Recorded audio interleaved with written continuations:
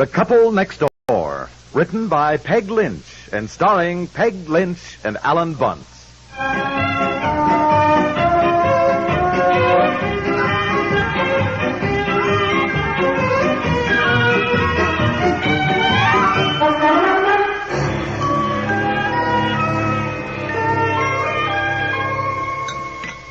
Betsy, come on, dear, eat your dinner. You have to eat if you want to grow up and have roses in your cheeks. You have to eat your carrots. Mommy, may I be excused? Well, Donna, you haven't eaten a thing. I don't feel like it, Daddy. I don't believe Betsy looks well. Come here, dear. Come to Mommy. I don't believe she has any fever. No, something wrong, honey? No. I think I'll just go lie down. Well, all right, dear. You want to lie down in there on the couch? Yes. All right, you do that. That's the girl. I'll save you some food if you get hungry later on, dear. What the heck's the matter with her? She must be sick just to go and lie down without being told. Well, she has no temperature at all, I can tell. Betsy, are you sure you don't want anything to eat? I think I'll just go in and ask her. Oh, all right, Aunt Effie. You pass the salt, please, dear. There's a lot of measles going around. Chicken pox. She's had chicken pox. Mumps. They're going around. Mumps? Haven't you had them? No. What have you had? Gee, I don't even remember. I have to ask Mother. I had measles, I know, whooping cough. I had measles. Scarlet fever. I had that when I was 10. Well, I don't know. But Betsy said she'd like some crusts. Some what? That's what she said. She wants just a crust of bread. Lots of crust, she said. Well, she's never liked the crust. Wait a minute. What was it, Aunt Effie? They always said, eat your crust so you'd have curly hair. Oh, yes, we still say that. I've said it to Betsy. Yes. Yeah. Listen, you two finish your dinner. I want to talk to my daughter.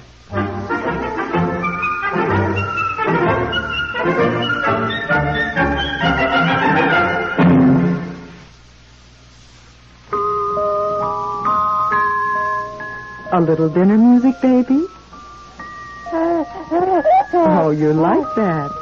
And you like these beechnut pears, too, don't you? Sure, I can tell. Yes, they do taste so good. Do you know where beechnut pears come from? That's right, from Beechnut Babyland. It's true.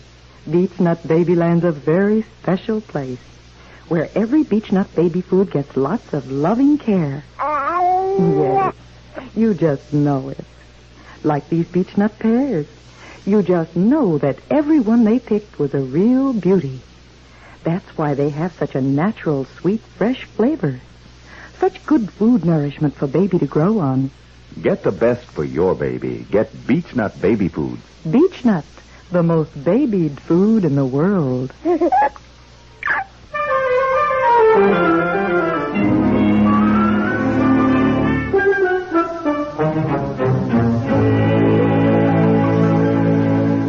Betsy, now for goodness sakes, can't you tell your Mommy? No. Why, of course you can. You'll be surprised how much mothers can do sometimes and how much they know. May I have a hanky? Yes, here, you take Mommy's. Now, for example, even though you won't tell me, I bet I can tell you what it's all about. It has something to do with curly hair. Why, Mommy, how did you know? That's the way mothers are. They can often tell what's going on when their little girl's upset. Want to tell Mommy more about it, huh? Oh, it's just that awful Elizabeth Edwards. I just hate her. Oh, why? She said she hated me, too. Oh, well, why do you both hate each other so much? I don't know why she hates me. No. But I hate her because she said that What did... She said that Debbie was prettier than I was because Debbie has curly hair. Oh, that is the silliest thing. My goodness, you're a very pretty little girl. Yes, but Debbie is prettier. Well, she is not. Yes, she is. She has curly hair. Well, since when? I don't remember Debbie's hair being so curly. She has a permanent. Oh. Can I have a permanent, Mommy, please? Oh, well, now, Betsy, we mentioned that to your father once, and he said no. Now, he likes your pigtails, well, darling. I don't. And, well, I know. Please, Mommy, darling. Please, pretty, please. Oh, please, let me be pretty. Oh, Mommy. Oh, here, darling. Now, for goodness sake. What's going on here? Yes, what is it? Well, I'll speak to your father. You go upstairs with Aunt Effie. Would you take her up, Aunt Effie? Oh, yes. Take her Come with upstairs. me, dear. Come on. Well, now, what is this? What's the trouble? Well, I don't want you to get mad and hit the ceiling, but I'm going to say something. Look, I wish you wouldn't say things like that. You act as though I'm some sort of monster. You know, but you express yourself rather heatedly sometimes, dear, and I don't want to upset Betsy Well, anymore. all right, come on. I want you to let Betsy have a permanent wave. Absolutely not. Now, look here, dear. No, now, I won't even discuss it. She isn't even 7 years old. You want to ruin her hair by... ruin her hair. Don't be so old-fashioned. Millions, literally millions of children are getting permanents. I hardly think millions of children Well, are all getting... right, thousands then. Betsy is not going to be one of them. Dear, she is very upset. It seems that Elizabeth Edwards told Betsy she wasn't as pretty as Debbie because Debbie has curly hair. Oh, nonsense. Yeah, well, yes, of course, but Betsy doesn't think it's nonsense. Her little heart is broken. Her feelings are so hurt. All right. So Look, I a feel little that unhappiness is not going to hurt. It'll do her good. That's one of the troubles with children nowadays. That's why they turn out the way they do. We try to protect them from everything that might be the least bit unpleasant. Well, let's not go into all that right now. Now, look, to begin with, I like her pigtails. I like braids. I think she looks more like a little girl. Time enough for her to be having curls and fussing with all that. I guess you'd rather that you were happy than that she's happy? Now, look, I did not say Well, that. it's what it amounts to, and I think it is mean of you, Well, dear. what was that Not to all put- about? put her- I put Betsy in the tub, and she's giving her dolls a bath, too. But I had to come down and find out what the trouble was. Well, I think he is mean. Poor Betsy wants curly Oh, hair. she's wanted that for a long time. Of course. Well, today some little girl said she wasn't as pretty as Debbie because Debbie has curly hair. Well, Debbie's is just a permanent, too. And really, they do wonderful things these days. You can either get a home permanent, dear, or you can have it done. Of course. And Tomorrow's Saturday. Maybe we could take it out to the beauty parlor tomorrow. Well, he won't let Betsy have a permanent. Why? Says he likes her pigtails. Well, I think it is more important what Betsy wants in a case like this. I know children can get terrible inferiority complexes that last all their lives just over something like this. There. Did you hear that? Hear what Yeah. Aunt Effie said? Put the paper down, dear. Did you hear that? Yeah, I heard it. Well, I most certainly Now, think... please, Aunt Effie, please do not interfere. Well, excuse me. Oh, for heaven's sakes, he didn't mean that, Aunt Effie. I did mean it. Now, I'm sorry, Aunt Effie. I didn't mean to be rude, but since I'm Betsy's father, I should be able to make a decision about her without all my relatives piping up with their opinions. Well, I am hardly all your relatives. Well, if the rest of them were here, you can bet your bottom dollar they'd have something to say about it, too. I'll go start the dishes, dear. At least I can be useful in the kitchen. Oh, I'll be right out, Aunt Effie. Really, what a thing to say to her. What is Look, the I matter don't with think it you? was so awful. Anyhow, it had to be said. Now, look, if there's one thing a child needs and wants, it's to know where she stands. I tell Betsy to wear a sweater, and Aunt Effie says, oh, she doesn't need a sweater. I mean, that confuses a child. Well, I know, but you've hurt Aunt Effie's feelings. It had to be said. Now, it may sound mean, but I would rather hurt Aunt Effie's feelings, which get hurt at the drop of a hat anyhow, than to confuse my child so she doesn't know whether she's coming or going. Well, I should like to remind you that Betsy is my child, too. She is, that is right, but I am her father. While I do not wish to become a tyrant, I think the father should be the final authority. The trouble with the families of today, children have no respect for their parents. Well, look, let's not go into all that again. We were discussing whether or not Betsy should get her hair curled. You know why And they I have no think- respect? You know why? Because the father of today is treated as a sort of a henpecked nincompoop who doesn't know enough to come in out of the rain if his wife didn't remind him. Well, I certainly do not think you are henpecked. Yes, only because I put up a valiant struggle. Oh, really? What is the matter with Look, you? don't you want Betsy to respect me? Well, of course. But she's not going to unless you do. Well, I do. What a terrible thing to say. Well, I just thought we ought to discuss the problem of her hair, dear, and decide between us. darling, you don't mean you want to discuss the problem at all. What you mean is you want to wear me down until I say yes out of sheer exhaustion. Honey, it's true. You needn't look at me like that. Believe me, things were much simpler in the old days when Father made the decisions. No arguments, no discussions. The wife presented the problem. Father thought it over, made his decision. Well, times have changed. You ain't kidding. And I think the mother has just as much to do with it. Now, I'm going to help Aunt Effie with the dishes so she doesn't do them all, and afterwards we will discuss the problem and then arrive mutually at a decision. We'll return to the couple next door in just a moment. CBS Radio. One moment, please. CBS Radio. What's that, madam? Oh, I'm sure I don't know why Johnny Dollar prefers blondes. I'm a brunette myself. Yes, he's on the air this Sunday. I'll get it, Marge. CBS Radio? Yes, sir. Indictment is based on the work of the New York District Attorney's Office. Oh, yes, they try to make it as authentic as they can. Yes, sir, Sunday. You're welcome. You know, Marge, people really enjoy radio drama. I read somewhere once that it's because it gives their imaginations a chance to work. That figures. CBS Radio. Our Sunday schedule? Oh, yes, madam. Suspense, yours truly, Johnny Dollar, FBI and Peace and War, Indictment, and Gunsmoke. Yes, you can hear them all on Sunday over most CBS radio stations. You're welcome. CBS Radio.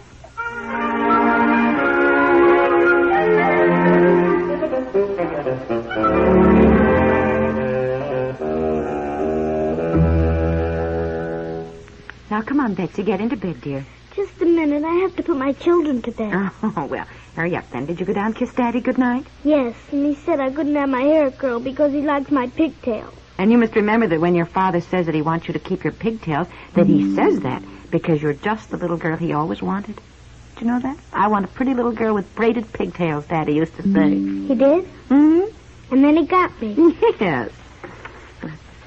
Wasn't Daddy lucky to get just what he wanted? Yes, wasn't he? And aren't you lucky to have such a nice daddy? So you got just what you wanted to? Yes, I wouldn't want any other daddy but my daddy. Of course not. I wouldn't either. So we better be nice to him, hadn't we? Yes. Good night, dear. Now you go right to sleep. I will, Mommy. Good night. Good night, dear. We'll all be down in the living room, darling. We're not going anywhere. You want the paper, Aunt Effie? Oh, yes. Thank you. Oh, look, just give me the sports section, huh? Oh, hi. Hi. You get Betsy to bed? Yes, why don't you put your feet up on the footstool, dear, and be comfortable? Oh, here, let me take all the magazines No, off. I'm okay, Here you are, darling. darling. Put your feet up. Oh, well. Better, isn't it? Well, thank you, Can I darling. get your pipe for you? Oh, well, thanks. The tobacco's right on the desk. Yeah, I see it, dear. I see it. Look, I'm sorry I was sort of unpleasant earlier to both of you. Oh, that's all right. My goodness, I suppose I shouldn't have interfered, but I do think... And Effie, it's all settled. I told Betsy your father had made a decision and that he was right. Well, I must say I don't agree at all. Why, if Betsy gets an inferiority complex over... We all have inferiority complexes, I guess. So if she doesn't get it over this, it'll be something else. She's got to learn to face facts of life, Aunt Effie. And on thinking it over, I must say, dear, you were absolutely right. Oh, well, that's very nice of you. Well, it's not as nice as I'm going to be in the future. I think I've made a few mistakes, too. Huh? From now on, dear, you, as the father, will be the final authority. Well, I can't help but ask, what came over you? I saw the light. What light? Oh, my goodness, I did leave the light on in the kitchen. I'll go turn that right off. No sense running up the bill. That is not the light I meant. I know, darling. And thank you.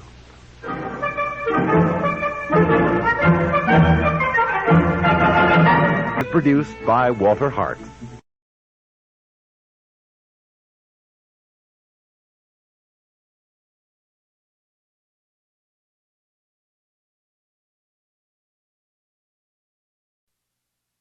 The National Broadcasting Company presents Lives of Great Men, a new series on great leaders in human progress, presented by Dr. Edward Howard Griggs, distinguished lecturer, critic, and author of The Soul of Democracy and many other books.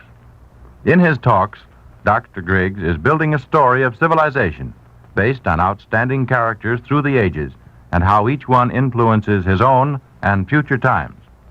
This evening, Dr. Griggs will discuss W.B. Yeats and the poetry of Ireland. We present Edward Howard Griggs. My friends, Ireland, land of immemorial sorrows, of wild gaiety and somber melancholy, of exuberant humor and strange superstitions, of heroic enthusiasms and sorrowing submission, of utterly loyal women and wide-wandering men, is unique among all peoples of the earth. Possessed of a druidic tradition and an ancient culture equal in fascination to that of Arthur and the Round Table, early Christianized, repeatedly torn by invasion, conquered and long dominated by a more materialistic race, Ireland has ever been warmed by a fire of devotion flaming in every Irish heart. English-speaking peoples may quarrel among themselves, but instinctively they present a united front to the world. Across the centuries, Irish troops helped fight England's battles, and the dominant people finally became generous.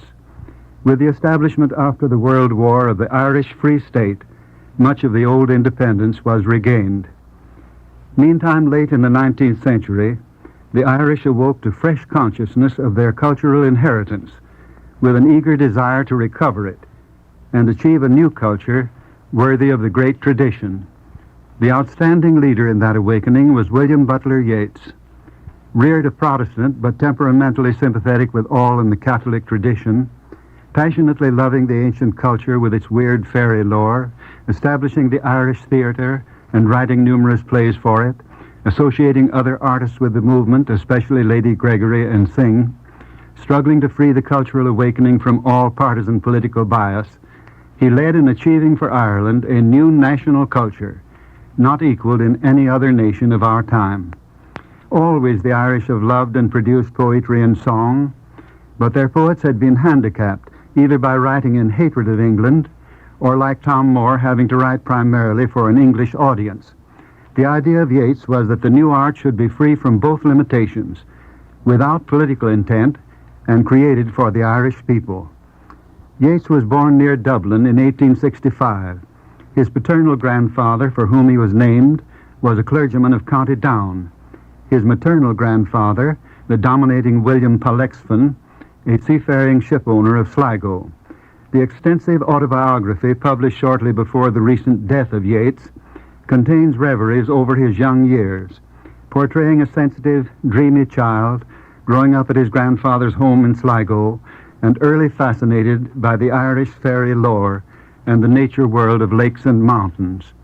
His father was a distinguished painter, member of the Royal Hibernian Academy, influenced by the late pre-Raphaelites, and then turning to French masters. While highly gifted, he was so fastidious as to be ever repainting a work, and so finding difficulty in finishing it. Of his schooling, Yeats says, "Because I found it hard to attend to anything less interesting than my thoughts, I was difficult to teach." He was late in learning to read, with irregular terms in dame schools. At 9, he was sent to London and put to school in Hammersmith, where he felt himself to be a foreigner in a strange land. The family came to live at Bedford Park. There were compensating annual visits to Sligo on his grandfather's ships, and when Yeats was 15, the family moved to Dublin. Another period of desultory schooling followed. But his real education was going forward through his rambles and studies in natural science, and his father's reading great poems to him. For a time he was in an art school, the father vainly hoping the son might also become a painter. At this period, Yeats came more closely in touch with the belief of the Irish countryside in the other people, the world of mysterious beings imagined to influence human life. In the Irish fairy lore is a sinister element not present in the English tradition, which has nothing comparable to banshee and leprechaun. The Irish custom of referring to the fairy race as the good people springs from the fear of disaster coming from them. As a child, Yeats believed implicitly in the fairy lore. In the Dublin period, he became deeply interested in theosophy and other Oriental faiths. This led later to a study of older occult mysteries, turning him back on the Druid tradition of his own race. While in no sense a mystic, this ever-deepening interest in the mysterious continued, at least in emotional and poetic form, his childhood faith in the fairy lore. In the autobiography are numerous passages recording instances of fulfillment of dream premonitions, of thought transference, of second sight, giving glimpses of the mysterious beings of the popular imagination. As he grew to manhood, Yeats came to recognize poetry as his life call. He was working to that end when again in London at 22 for 4 years. There he came into close contact with William Morris, Henley, Oscar Wilde, Arthur Symonds, and other literary men, which contact was his college education. The first work giving him audience was The Wanderings of Oisin, published at 24, a rendering in exquisite poetry of a part of the ancient Irish inheritance. It was the beginning of a service for Irish folklore, comparable in a measure to what Tennyson had done for England in The Idylls of the King. With little ear for musical notation, Yeats had keen appreciation of the beauty of words and labored earnestly to achieve it. He wrote slowly and with the fastidiousness of his father's painting, polishing and repolishing for perfect artistic form. In the first period of poetic work, his lyrics often strike a happy note, and there is much description of the nature world. Meantime, he founded the Irish Literature Societies in London and Dublin, and dreamed of establishing an Irish national theatre. He tells of discovering that, in the performance of all drama that depends for its effect upon beauty of language, poetical culture may be more important than professional experience. This indicates the aim in all the best of his own dramatic work. since it was beauty of language for which he constantly strove and which he surpassingly achieved. Early in his 30s, Yeats formed his friendship with Lady Gregory. Each was deeply to influence the other.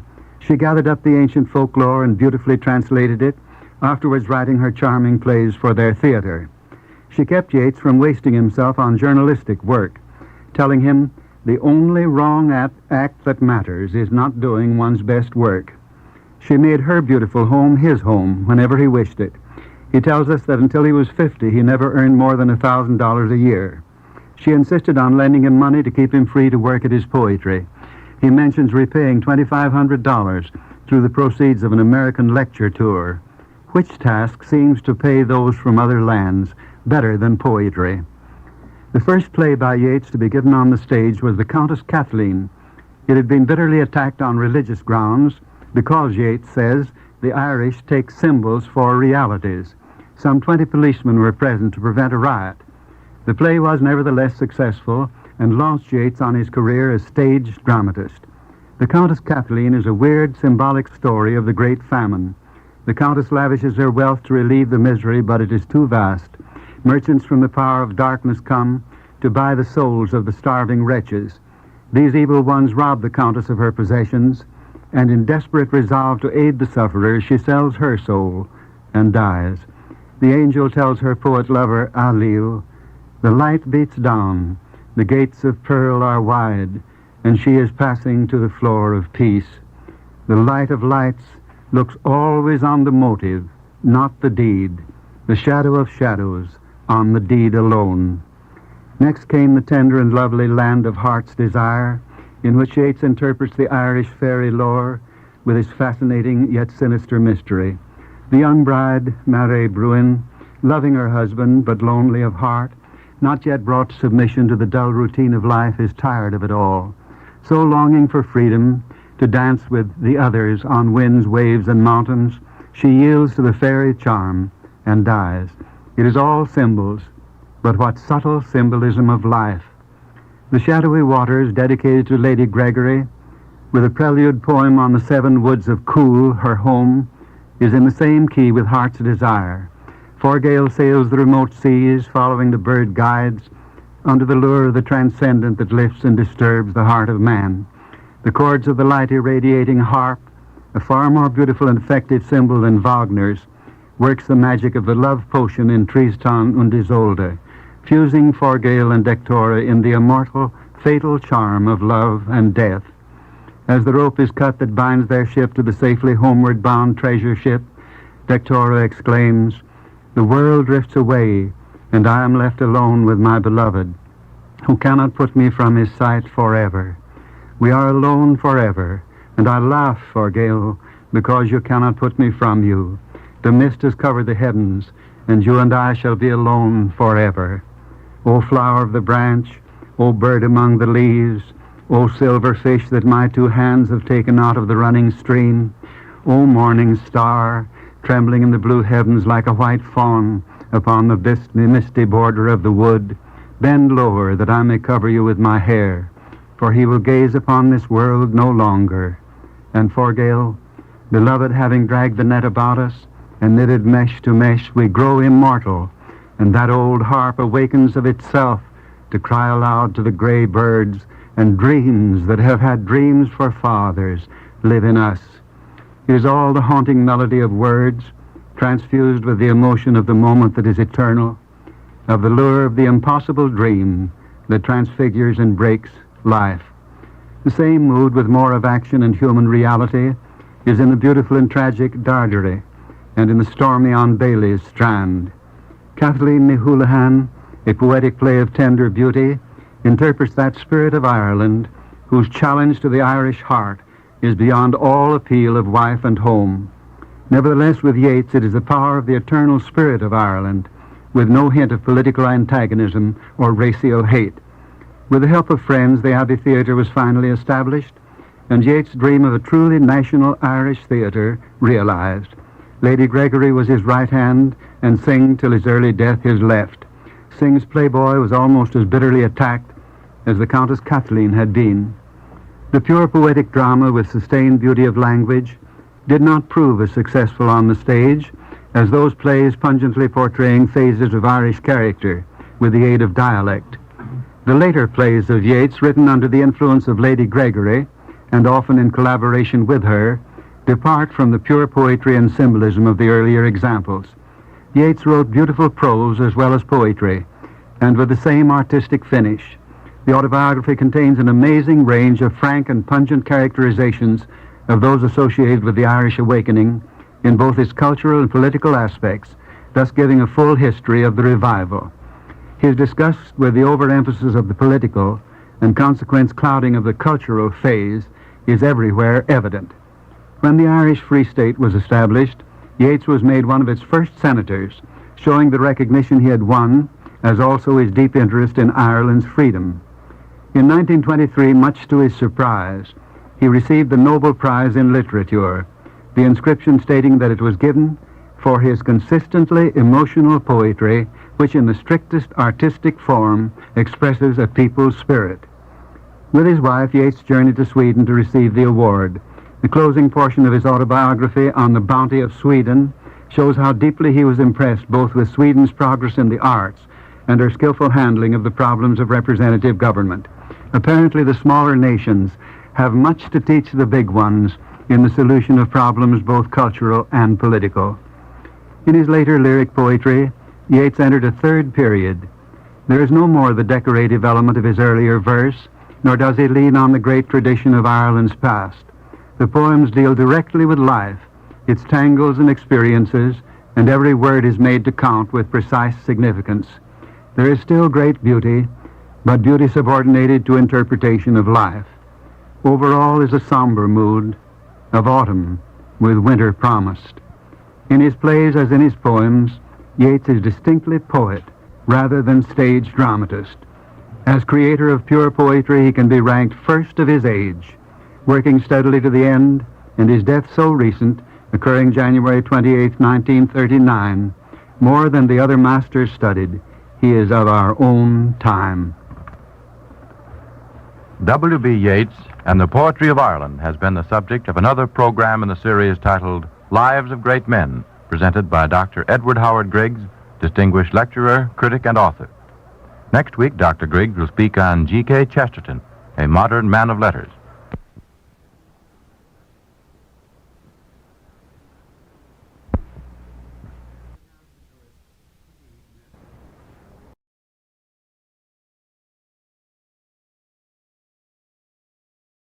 The Jack Benny Program.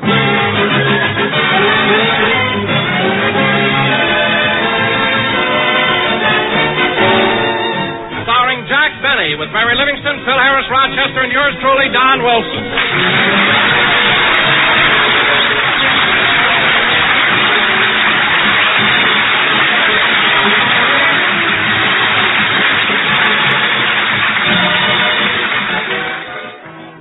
Ladies and gentlemen, today, March 17th, is St. Patrick's Day. As you all know, St. Patrick drove the snakes out of Ireland. So today we bring you a man who was run out of Waukegan, Jack Benny.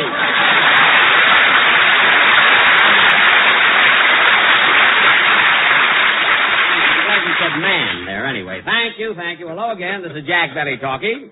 And Don, for your information, I wasn't run out of Waukegan. It was merely a request by the city fathers and mine. And being a sharp guy, I took the hint and 2 shirts and left. Well, let's not talk about me. After all, this is St. Patrick's Day. That's why I'm wearing this shamrock in my lapel. Shamrock? Yes. That's a moth that took a bite out of that $12 suit and turned green. All right, don't be funny. This is a very good suit. Taste it. Feel it. Anyway, why aren't you wearing something green today? I am wearing something green. See? Oh, yes. What is it? It's that gold bracelet you gave me for Christmas. Mary, that's an old joke. All I know is I polish my other bracelets. This one the gardener takes care of. Well, that's appreciation for. After all, Mary, it wasn't easy to get that bracelet. I spent over 3 hours at that claw machine. And now, ladies and gentlemen... Good. I didn't know it was going to be that good. Hey, Jackson. What? You're talking about St. Patrick's Day. Did I ever tell you the one about that friend of mine who got an Irish car? An Irish car? Yeah, every time you blow the horn, it plays Ireland Must Be Heaven because my motor came from there. Oh, Harris, course, you're the Barry Fitzgerald of the Bobby Sox. Well, pull out your garters and get out of here, will you? Put on your garters, Rather. You always try to run Say, one... Jack. What? Jack, since this is St. Patrick's Day, don't you think we ought to do a This little program play is for starting our... out like we had no rehearsals at all. And you want to know something? We did it. Everybody walks in any time they want. Hey, Jackson, they holler. What is it? What is Well, it? Jack, this being St. Patrick's Day, don't you think we ought to do a little play for our Irish listeners? Well, we're doing better than that, Don. Tonight, for the first time since his release from the Navy, Dennis Day, the smiling Irish songbird, will be back with us. Oh, so the kid's coming back, huh, Jackson? Yep. Gosh, Jack, Dennis has been gone for 2 years. I'll bet the Navy has changed him a lot. I'll bet it has, too. Anyway, he ought to be here by now. I think I'll call his house and see what's keeping him. Say, Mabel, what is it, Gertrude? Mr. Benny's line is flashing. Yeah, I wonder what Bloomer Girl wants now. I'll find out. Hello, Mr. Benny. Huh? Dennis Day? What's his number? Okay, I'll call you back when I get him. Say, Mabel, did you hear Mr. Benny's program last week? Yeah, Ray Millan was on it. Gosh, he's wonderful, even if he is the Lost Weekend. Listen, Mabel, if you think Millan is the Lost Weekend, you should have a date with Benny. Those are my sentiments exactly. You want to know something, Gertrude? What? The contest has been over for 6 weeks and I still can't stand him. Yeah.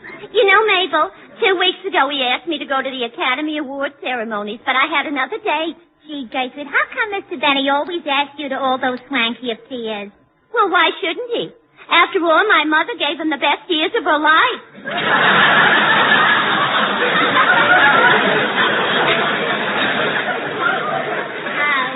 You know, I wouldn't mind going out on a date with Mr. Benny, but he's a sneaky type. Sneaky?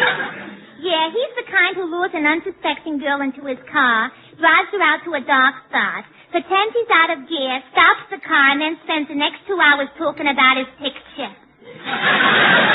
It's enough to discourage a person, believe me.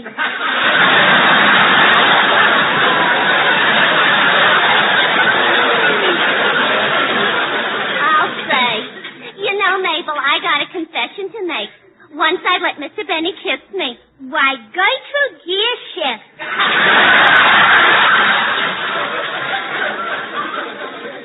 Say, tell me, Gertrude, what are his kisses like? Well, it's like when you're blowing bubble gum and the bubble collapses against your face.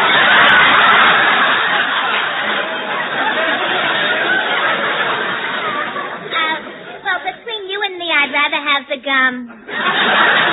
Yeah. See, Dennis Day's number doesn't answer. I better tell Blue Eyes about it. Hello? Oh, well, try him again later, Gertrude. Goodbye. Oh, say, Gertrude, what are you doing tonight? Tomorrow night? Tuesday night? Wednesday night? Thursday night? Christmas Eve? Oh, you're going to visit your mother. Well, don't be surprised when you walk in, sister. Goodbye. Well, we might as well get on with the show till Dennis gets here. Come on, Phil, let's have a band number. Will you?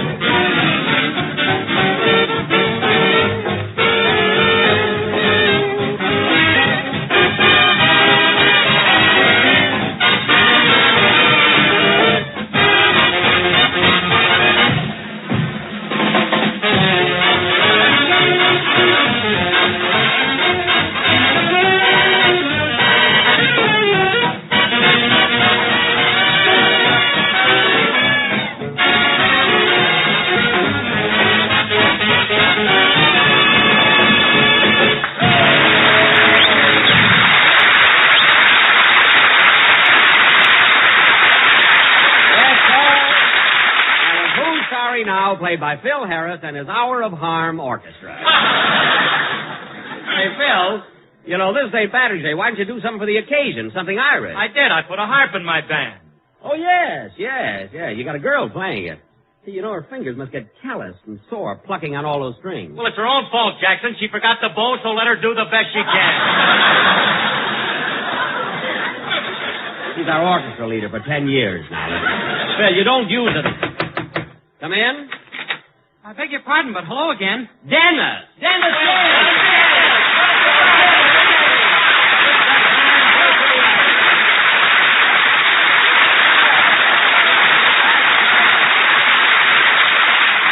Welcome back, kid. Welcome back. Gee, it's good to see you. Gosh, Mary, doesn't he look wonderful? Oh, he sure does. Oh, boy, I never expected this. Are you going to kiss me too, Miss Livingston? Why, certainly, Dennis. Doggone, Dennis, I can't get over. You look so mature. You've changed so. Well, sure he's changed, Jackson. This kid's been in the Navy for 2 years. He's grown up. Yeah, up. Dennis, tell us about yourself. Did you enjoy your 2 years in the Navy? I sure did, Miss Livingston. The Navy's wonderful. I went all over the South Pacific, and I saw plenty. I imagine you did, kid. Say, I bet you had a lot of fun, too. Say, Dennis, I've been wanting to ask you something. Tell me, kid, how about those waves? That's what made me seasick.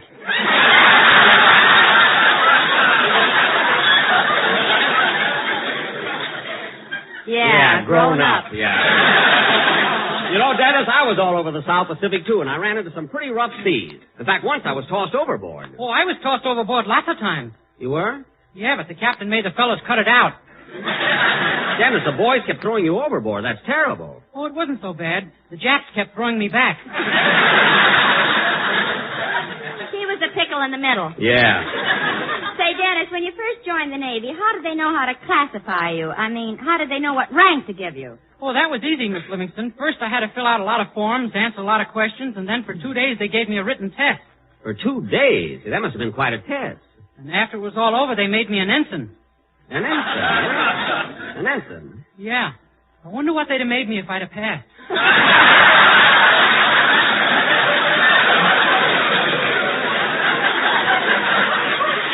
Maybe it's just as well you didn't. We won the war this way. Well, come on, Dennis. We all want to hear a song. What's it going to be? Well, since today is St. Patrick's Day, I thought I'd sing Janny Boy. Well, that's swell. Go sure. Go right ahead.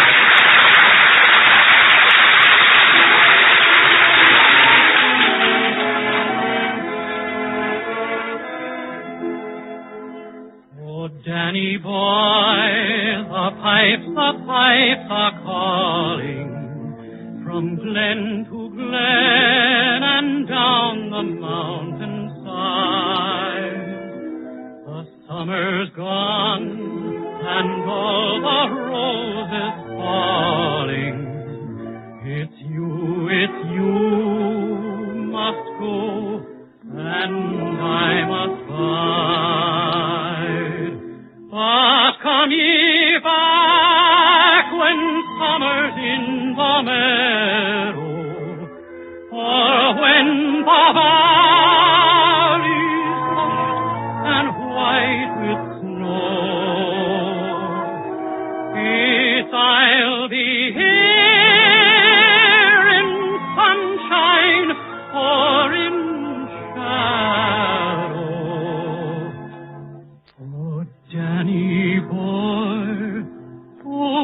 Danny boy, I love you so. But when ye come and all the flowers are dying, if I am dead, as dead I well may be, he'll come and find the place where I am lying, and kneel and say an Ave for me, and I shall hear the soft you tread above me, and all my grave will walk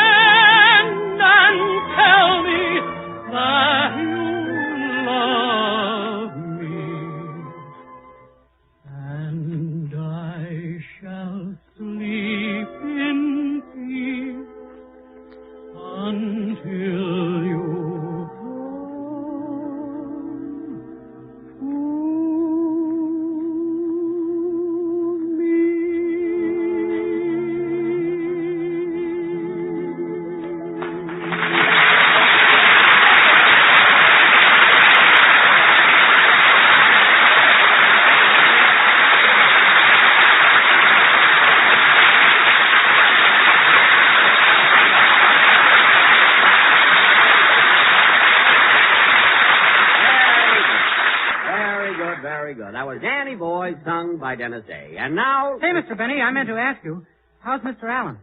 Who? Fred Allen. Well, kid, it was nice seeing you again. No, Phil. In fact, I'm glad he brought it up. Dennis, I'm happy to tell you that Fred Allen has the same old program, the same old jokes, the same Oh, wait a minute, Jack. That's not fair. I've heard all of Fred's programs, and they've been very funny. Yeah, Mary, I wouldn't mind if his jokes just laid there, but they crawl out of the radio and stain your rug. Some program. That just shows what you know, Jackson. I think the funniest thing in radio is Allen's Alley. Oh, you do, huh? Yeah. I think so, too. Oh, you do, eh? I think so, too. Oh, you do, eh? I think Mr. Benny is much funnier than Mr. Allen. I think so, too. Oh, you do, eh?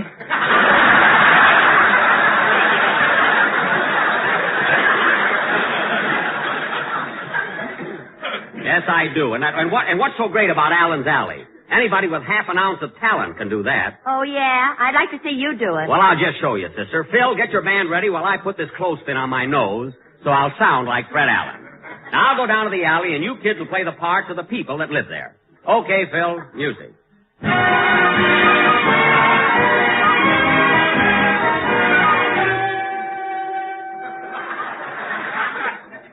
And so, Kenny Delmar, I won't say it's been very windy, but last night... Mr. Allen!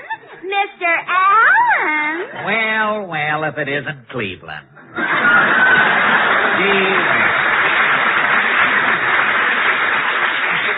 Cleveland, Kenny Delmar and I were just discussing the high winds we've been having here. Well, Mama says that all the wind is caused by the pickets. The pickets?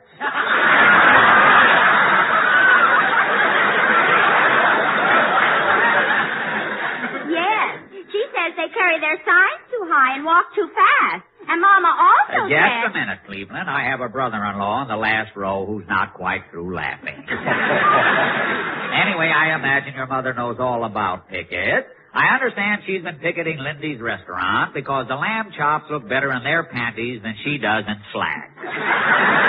Oh, Mama I don't know. says... You write this stuff on Thursday, and then on Sunday nothing happens. What was that, Cleveland? Oh, Mama doesn't wear slacks anymore. She doesn't. Why did she stop wearing slacks? A policeman gave her a ticket for pulling a trailer without a license. Well, so much for your mother and her homegrown bustle. We've got to get down to Benny's Boulevard. What is your question for tonight? Our question is Fred Allen or Jack Benny the better comedian? Shall we leave? As one of my eyes said to the other, let's pack our bags and go.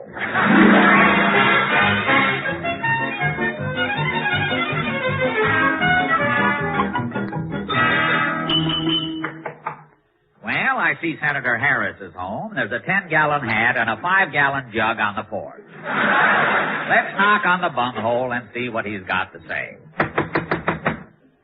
Somebody, I say somebody, knock. Yes, Harris is the name. Senator Harris, that is. I'm from the West. From the West? When I'm east of the Mississippi River, I'm in enemy territory. I hate the East. My favorite actress is Mae West. Look. No man living can make me go see East Lynn. All I right, never go Ted. out of the house on Easter Sunday. Senator. When I bake bread, I won't use yeast. That's yeast. I thought you'd get a rise out of it.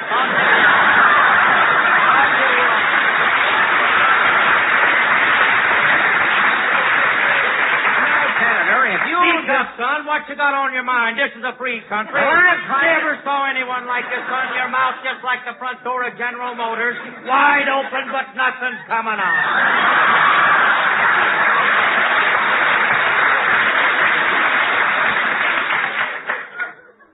You're tired, eh?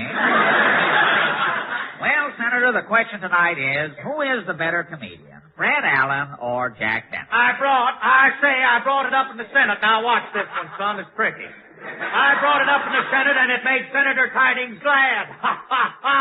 Glad tidings. That's a pun, son. I heard it. That's an anecdote, you nanny-goat. Now, wait a minute. You're like a midget, son. Everything goes over your head. Own up, son. You got a mind like a chicken. What? A cluck, that is. Look, Senator, just tell me which comedian you like best, Allen or Benny? Where's Allen from? Boston. How about Benny? He's from Waukegan. Waukegan's west of Boston, ain't it? Yes. Benny's the one. So long, son. So long. Remember the words of Horace Greeley. Go west, young man. West, that is. So long. So long. So long. So long. So long. Where's that sound effect man? Always late. Late, that is.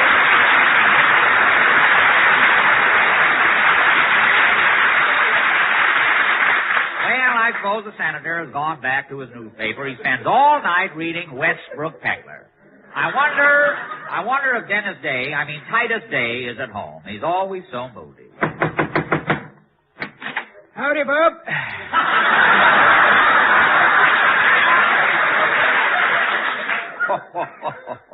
Well, Mr. Day, I see you're at home. Yep, day in and day out, days in. Yeah, I see, but you say your eyes look all red. Been crying, Bob, reading a sad book. What's the title of it? Forever Amber. The title, Forever Amber, isn't a sad book. Here's when you're my age, Bob.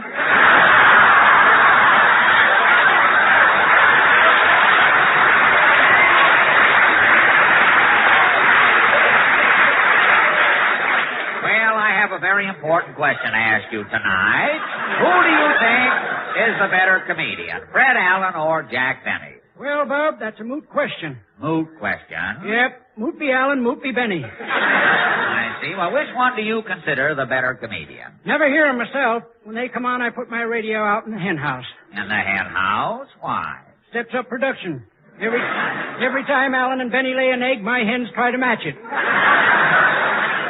And that really increases your egg production? Did up to last Sunday. What happened last Sunday? All my hens killed themselves straining. So long, Bob.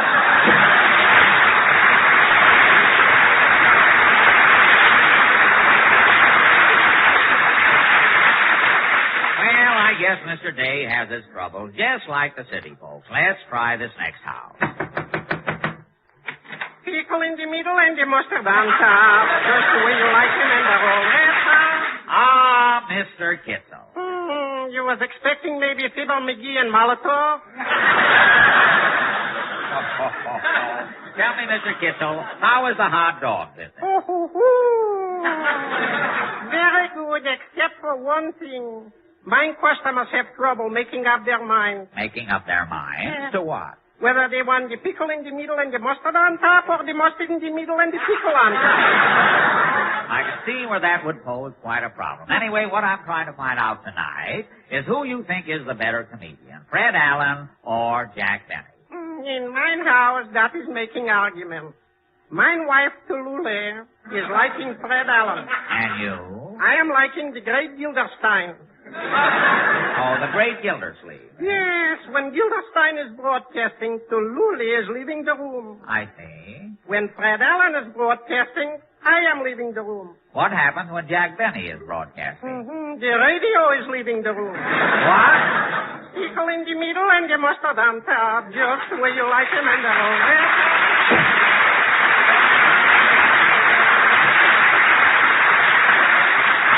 Suppose Mr. Kitzel's life would be complete if people could just make up their minds where they want the mustard. Well, here's the last house in the alley. I wonder what a knock here will bring. Greetings all. It's time for play, for Rogers here with Rondelay.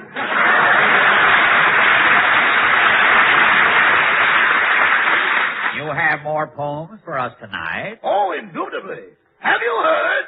Said the rum to the gin, I understand you're going steady with Raveland. No. Or I said to myself, this is not for me, as I picked up the dice and threw a 3. No. Or my mother has rolled her stockings down since she heard Van Johnson is back in town. That's just it. Tonight we are trying to find out who is the better comedian, Fred Allen or Jack Benny. Precisely why I'm here. I have written a poem. Now, what is your...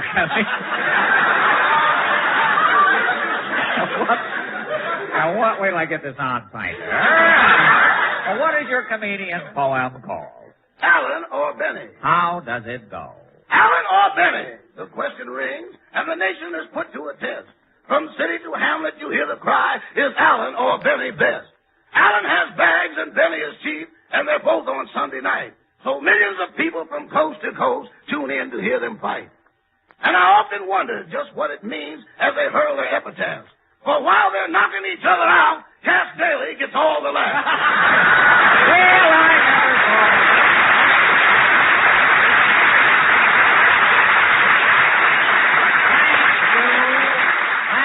Thank you, Rochester Openshaw. And now Phil Harris and his No Goodman Orchestra will play Onesie-Twosie because that's as high as they can count. Take it, boys.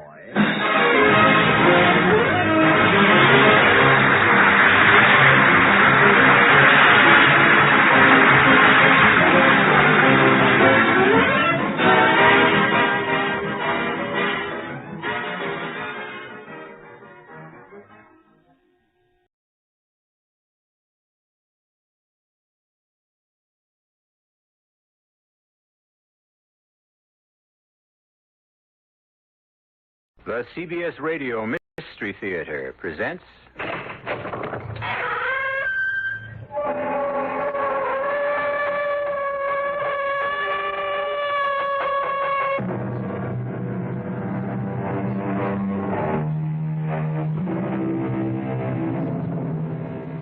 Come in.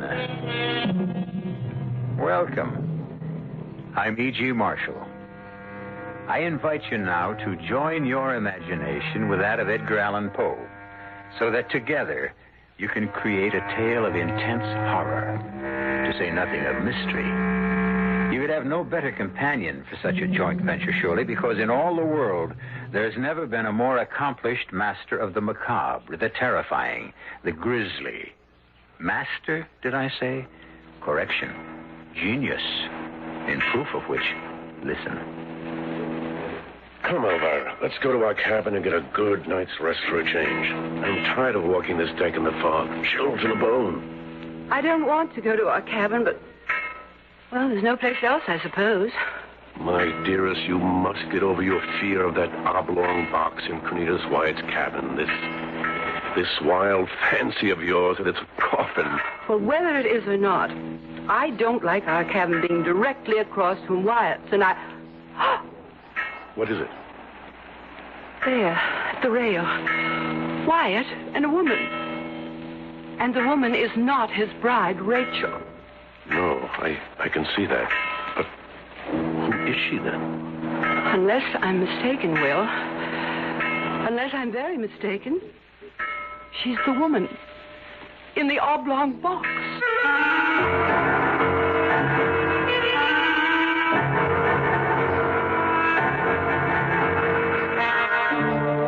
Mystery drama, The Oblong Box, was adapted especially for the Mystery Theater from the Edgar Allan Poe classic by George Lothar and stars Richard Mulligan. It is sponsored in part by Buick Motor Division and Sign-Off, the sinus medicines. I'll be back shortly with Act One.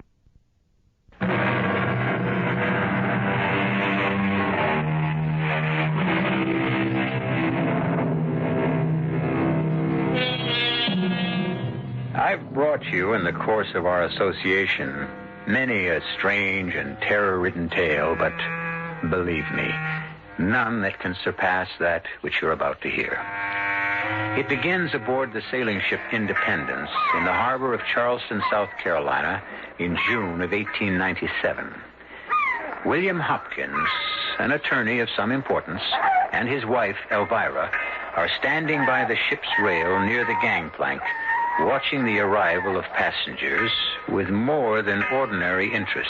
Will, it's close on departure time. Are you sure Cornelius Wyatt and his bride will be aboard? Oh, it said so in the Charleston Herald yesterday, and I checked the passenger list, which plainly states Mr. and Mrs. Cornelius Wyatt, cabin C and D. The cabin's directly across from ours.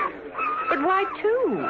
One for Cornelius and his wife, and the other for, well, very likely they'll have a servant with them.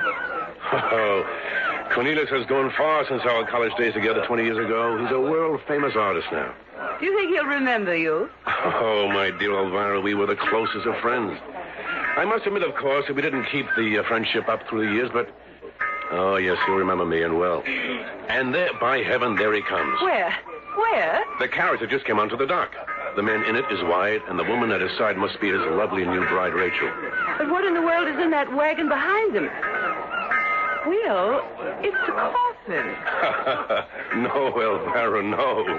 That oblong box doesn't contain a corpse. It contains a priceless painting, a copy of Leonardo da Vinci's Last Supper.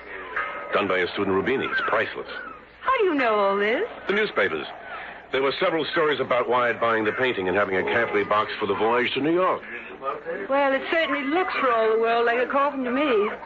You must remember, dearest, the painting is 6 feet long and 2 feet wide and requires a box of that size.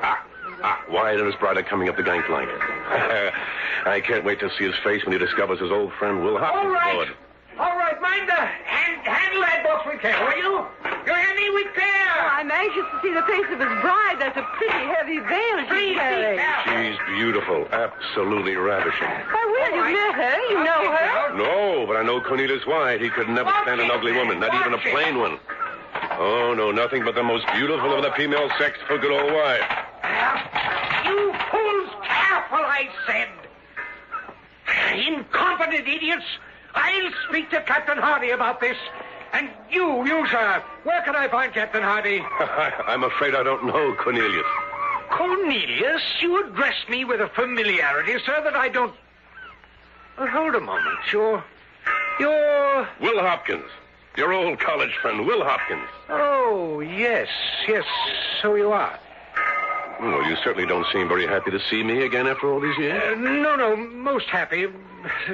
Great pleasure, but I'm a bit upset at the moment. Good Lord, sir, what are you brainless sailors doing with that box? Damn it! I said keep it on an even keel and right side up. Oh, come now, Wyatt. There's no damage done, and certainly a few bumps won't harm the painting if you practice securely, that is. The painting? The copy of Da Vinci's Last Supper. You bought your bride as a wedding gift. It is what's in the box, isn't it?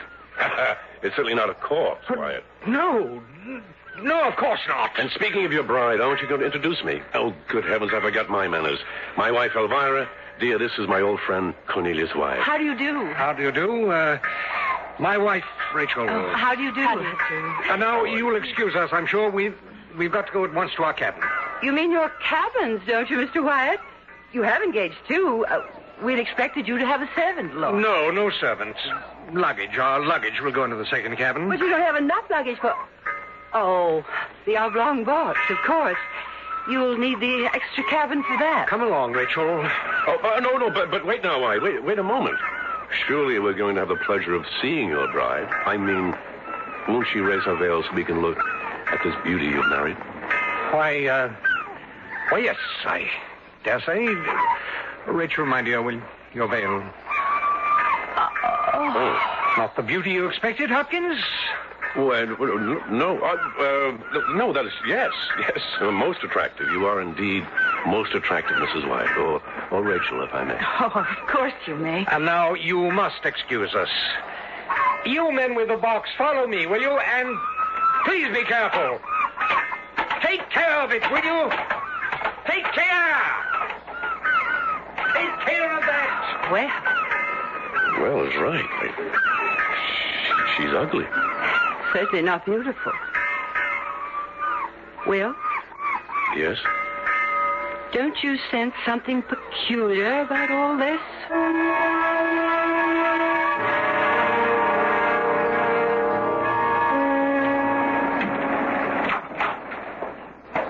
Will? Something wrong, Elvira? The oblong box, it's in their cabin. In the same cabin the Wyatts occupy? Yes. How do you know? Seems to me Wyatt's gone out of his way to keep their door closed at all times. Well, just as I was coming down from my stroll on deck, their door opened, and I saw Rachel go into the other cabin to get something from their luggage, I suppose. And before Mr. Wyatt could close the door, I saw it. The box.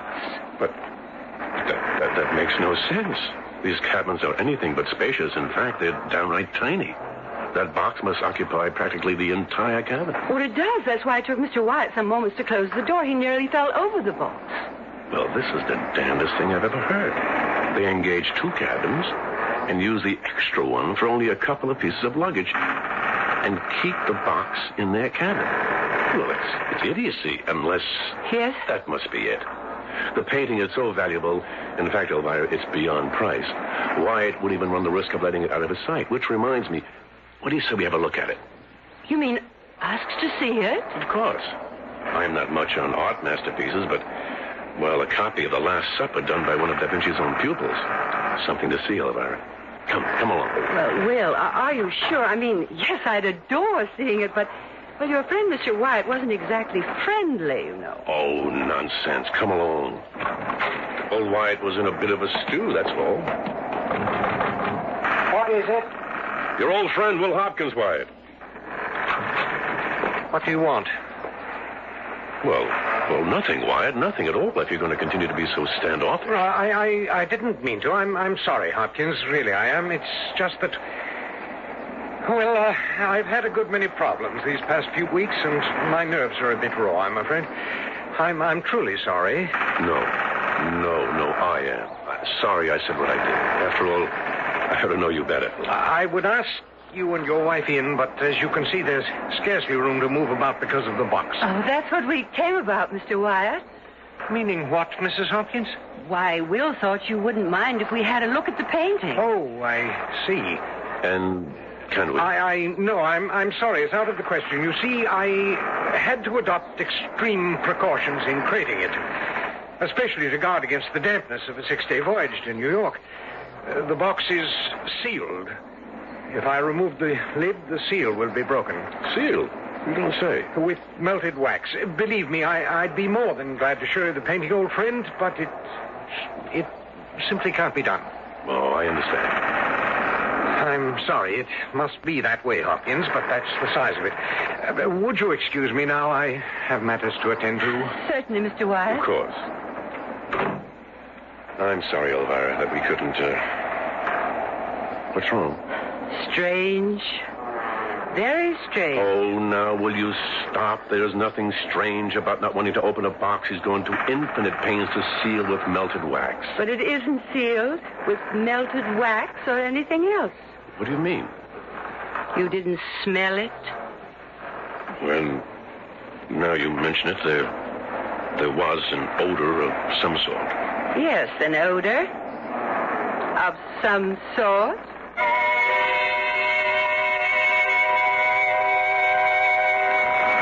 Come to bed, Will. It's 11 o'clock. Don't know, Elvira. Thought I might take a stroll on deck before turning in. Oh, no. Do you think that's wise? There's a gale blowing. Elvira, when it comes to exaggeration, no one can match you. I'd hardly call that a gale out there. A stiff wind, perhaps, but not a gale. When it comes to splitting hairs, what's the difference between a gale and a stiff wind? I wouldn't know. Did you hear anything more about that leak in the hold? Oh, yes. I talked to Captain Hardy. No problem. They caulked it without much trouble. Strange, though, that... All right, I'm sorry. But it is strange that this ship was in dry dock for 3 weeks being recaulked before we sailed. Oh, it's the kind of world we live in, Elvira. Nobody cares about doing a good workmanlike job anymore. I'm going on deck for around 10, 15 minutes. Oh, do be careful, Will. Don't get blown overboard by that stiff wind. Oh, don't worry. What? Will? But what is it? Well, this is the damnedest thing. The damnedest thing. What? Wait a minute, wait. Well, I'll be... Will Hopkins, if you don't tell me what you... Rachel Wyatt. She just came out of their cabin, looked up and down the passage to be sure she wasn't seen, and then, Elvira, she went into the cabin where they keep the luggage. Well, maybe she needs something out of it. Then why did she lock the door? Locked it? Locked it. And why did she look up and down the passage as if she were doing something secretive? Well, since I'm no longer permitted to say I think something is strange. Shh, listen.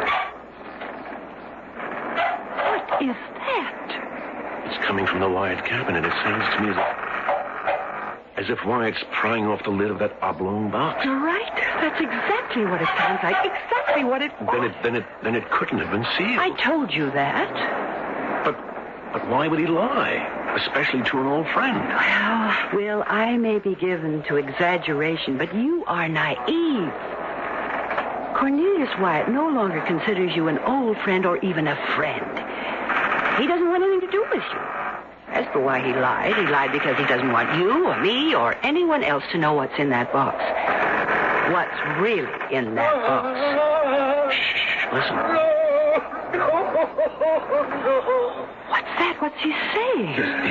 He's crying as if his heart would break.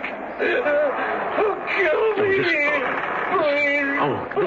terrible. Poor Wyatt. He's in agony, Elvira. Yes, I can hear him. Poor man. Will, what is he crying over? It can't be the painting, even if it had been damaged when those sailors bumped the box. Elvira, it can't be that. It isn't. Isn't? I told you I've had this feeling all along. This sense of something. You know. And now I'm sure. It isn't a painting that's in that box, Will. It's a corpse. A corpse? And the question that I've been asking myself all along is, whose corpse?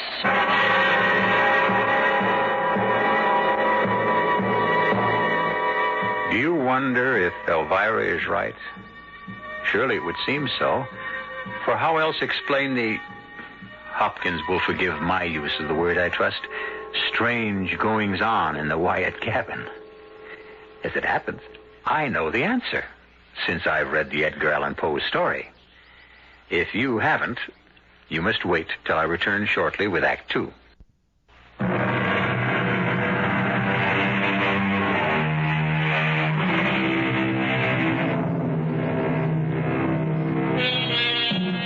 Well, now, where were we? Oh, yes. The Hopkins, Elvira and Will are totally baffled and just a bit uneasy about the curious actions of Cornelius Wyatt and his bride, Rachel. As the sailing ship Independence makes its way from Charleston, South Carolina to New York, Will and Elvira burn with curiosity to know the contents of the coffin-like oblong box Wyatt brought aboard. Rachel has spent the entire night in the other cabin. Now, what kind of way is that for a newly married couple to act? Her in one cabin, him in another, sobbing and crying his heart out all night long. Maybe they had an argument, a lover's quarrel. Oh, Will, you don't believe that, and neither do I. She didn't act as if they'd quarreled when she came out of the cabin, did she? No, acted secretive, as if she didn't want anyone to see her going from one cabin to the other. And then we heard him prying the lid off the box. The box he claimed was sealed. And we've heard him sobbing all through the night. I've said it before, Will, and I say it again. He's not carrying any valuable painting in that box. He's carrying a corpse. But that's impossible. The captain would never allow it. A corpse on board a ship is thought to be a jinx. If the crew even suspected there was a corpse in that box. But they don't.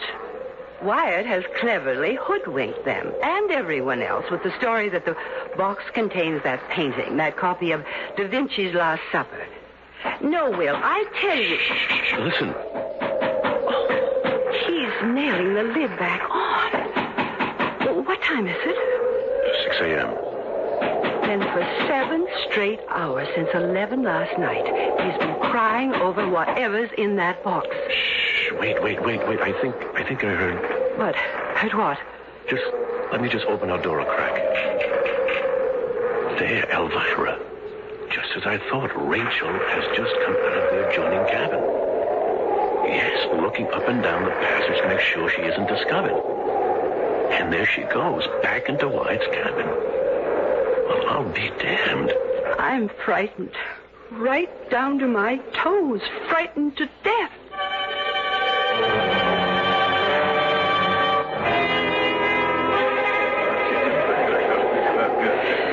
Will, how can you eat and so ravenously? Because I'm hungry. What did we come up to the dining saloon for if not to have a good breakfast? Well, I can't touch a thing.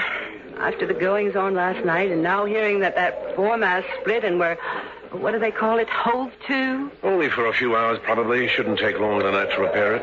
Say, these eggs are tasty. You ought to try them. I don't know how you can eat.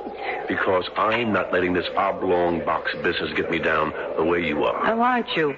You can see I'm not. And you know why? Because I've decided to take the bull by the horns and find out what is in that box before this day is out. That's why. And how exactly do you propose to do that? Don't know yet. Got to figure it out. In fact, I think I just have. What do you mean? Wyatt and his bride have just come into the saloon, see?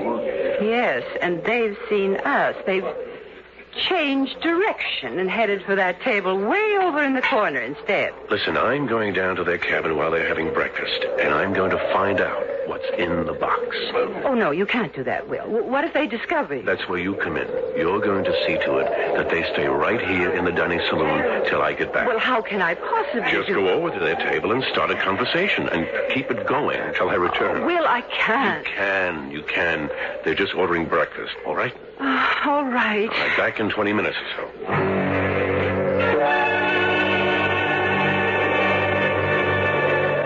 Good morning. Morning. Oh, good morning, Mrs. Hopkins. Do you mind if I join you? Why, Well, Will's gone for a walk on deck, and I couldn't possibly face that gale out there. I suppose you heard about the foremast splitting during the night. Oh, did it? Well, no, we hadn't heard. Oh, it's nothing to worry about. Will says they'll have it repaired in a matter of hours. Mr. Wyatt, you're not leaving. Yes, excuse me. But you haven't even started your breakfast. I'm not hungry. Anything but hungry. But, Mr. Wyatt... Oh, dear.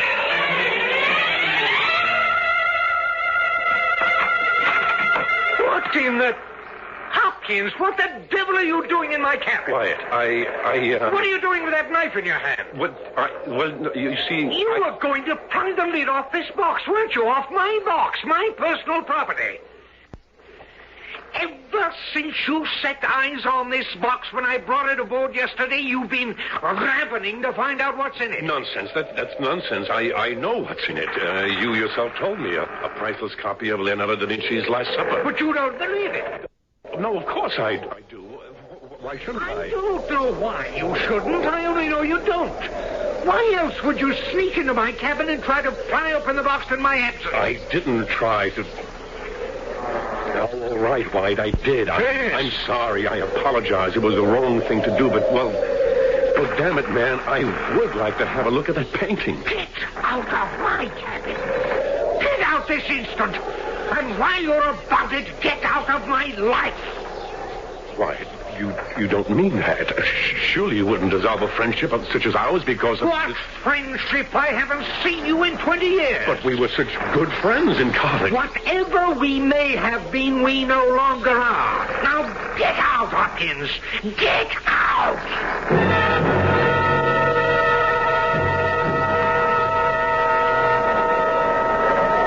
Mrs. Wyatt, how nice to find you here in the lounge. Oh, Mrs. Hopkins. Reading Godey's ladies' book, I see. Yes. I don't know about you, but I don't in the least care for the latest styles. Do you? Oh, well, they're all right, I guess. Oh, my dear, with all your money, I should think you'd be intensely interested in fashion. Though I did notice, you'll forgive my mentioning this, won't you? An older woman giving advice to a younger sister. I did notice that lovely, expensive dress of yours could fit a little better. Proper fitting is so important, don't you think? Oh, yes. Yes, I just didn't have time to get it fit properly before we left Charleston. Oh, you don't mind my mentioning it, do you? A little sound advice from an old married woman. Oh, you're not old, Mom. Mrs. Oh, I mean old married. Married many more years than you and Mr. Wyatt. In fact, you're not married even a week, are you? Oh, a few days or so. Happy days, I'm sure. Oh, yes. And nice? Mr. Wyatt. Mrs. Hopkins? Your dear wife and I were just discussing... I would prefer, Mrs. Hopkins, that my wife and you discuss nothing, either now or at any other time. Why, Mr. Wyatt... I have already made plain to your husband, as I'm sure he will inform you, that I no longer consider him my friend and wish to have nothing whatever to do with him. And that, madam, applies to you as well. Come, Rachel. Yes, sir. I mean, Cornelius.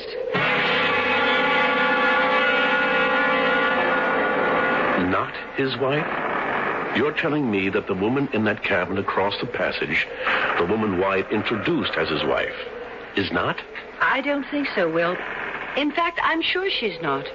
Whatever in the world put such a thought in your head? The little chat I had with her before Mr. Wyatt so rudely terminated it. A little chat I deliberately had with her because, quite quite frankly, Will, my suspicions had been aroused. Aroused by what? And while you're telling me, I want to keep an eye out to see if Mrs. Wyatt, who is not Mrs. Wyatt, changes cabins again tonight. For one thing, Will, you said Mr. Wyatt was interested only in the most beautiful of women.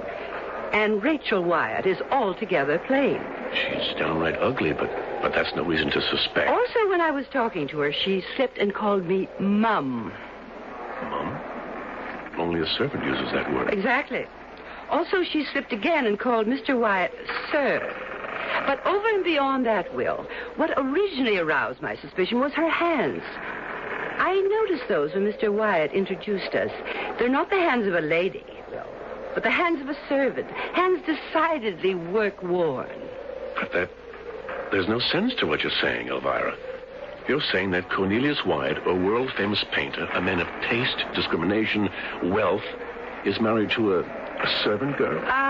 She's no gentlewoman, I can tell you that. But good Lord, Elvira, would you say it's true? It makes this mystery all the more... Wait.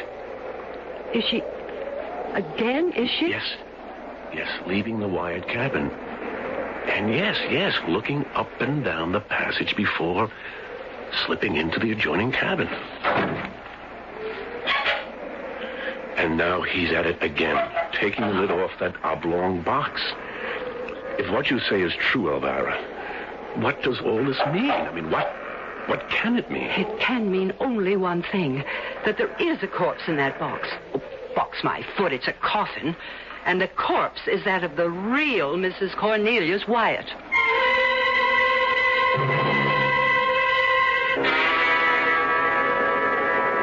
We'll come to bed. It's no affair of ours. Maybe not of yours, but it is of mine. If Wyatt's in some sort of trouble, if he needs help and for one reason or another is shy of asking for it, it devolves upon me as his friend to assist him in any way I can. After what he said to you and me... Oh, one must make allowances if the trouble he's in is so serious, so unbearable, so... Elvira, I'm going over there. To his cabin? Oh, Will, surely not. Yes. Well, it's 3 o'clock in the morning. I don't care what time it is. It's the least I can do, the very least. Will, listen. I'm going over there, I tell you. All right. I know you better than to try and stop you. Just let me get my robe. You stay here. Oh, no. I'm not letting you go over there at 3 in the morning alone. You ask me, that man is dangerous. Dangerous? Wyatt, don't be silly. Oh, don't you. There. I've got my robe on. If you still mean to go, then let's go. All right. Come along. I'll knock. Wyatt, it's me, Will Hopkins. Open up. Wyatt, do you hear me? It's very quiet in there, not like last night when he spent the whole night crying and sobbing and carrying on like I don't know what. Wyatt, let's go in, Elvira. Will, the cabin's empty. And so is the box. What? Look, the box is open and there's nothing in it. Neither a painting nor a corpse.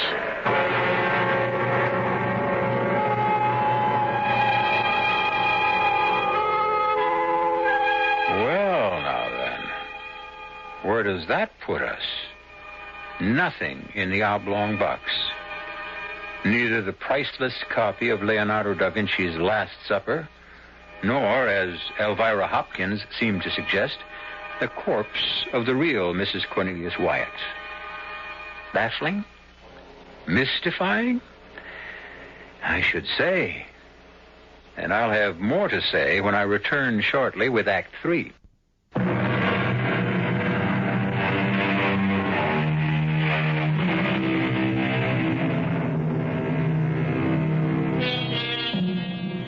Surprise. No, shock is the word to describe the feelings of Elvira and Will Hopkins when they discover that the coffin-like oblong box contains neither that priceless painting nor a corpse. My bump of curiosity is as fully developed as anyone's, I'd say, and frankly, at that point, I'd have dropped the whole business. But not Elvira and Will Hopkins. Not only had their curiosity been sharpened to a keen edge, but, as Will said, Wyatt's in trouble, Elvira. Serious trouble. But there's nothing in the box, so why do you think he's in trouble? Because there was something in it, and whatever it was, he acted, well, damn strange. He said it contained a valuable copy of Da Vinci's Last Supper, and he couldn't open it because it had been sealed against the sea air with melted wax. But he's opened it each night since we left Charleston. And has sobbed his heart out all night long. Whatever he was sobbing over was in this oblong box, and it isn't here now. Where is it? And where's Wyatt at this hour of the morning? 3 a.m.? I tell you, he's in trouble. I feel it in my bones. Will, someone's coming. Rachel. Mrs. Wyatt from the other cabin. If she is Mrs. Wyatt, which I doubt. What are you doing here, Mr. Wyatt? My husband's cabin. The box. The box. What about the box, Mrs. Wyatt? Empty. Oh, God, I knew it. I knew it. You what? He's gone mad. I knew he would. In my soul, I knew it. Now he has. God, he has. Why do you think that? The box. The empty box. What about the empty box? I can't bear it anymore. I can't. Here. Now, Mrs. Wyatt, try to control yourself. He's mad. Gone mad. He's gone mad. I'm sorry, but you must pull yourself together if you want us to help you. Help me. You can't help me. You can't help him. It's too late. It's too late. His mind is broken. But why? Because of what? Oh, leave me alone. Oh, please, leave me alone.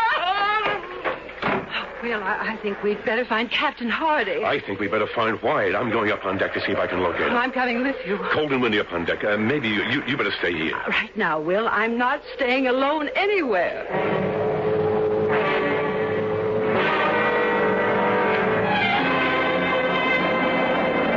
Oh, you were right. It's cold and windier than I thought it was. Here, put my jacket around. No, Will, I'll be all Do right. as I tell you for once. Oh, yes, Will, yes. Oh, thank you, dear. That is better. Now, come on. Let's see if we can find him in there. Will. Well, there he is, standing at the rail, gazing off across the water. There's someone with him. A woman standing beside him. One of the passengers. Maybe. Only, if it is, I've never seen her before. Well, I didn't get a good look. Well, you will as soon as that light from the port side lamp falls across her face again. There. Yes. Oh, I see her clearly now.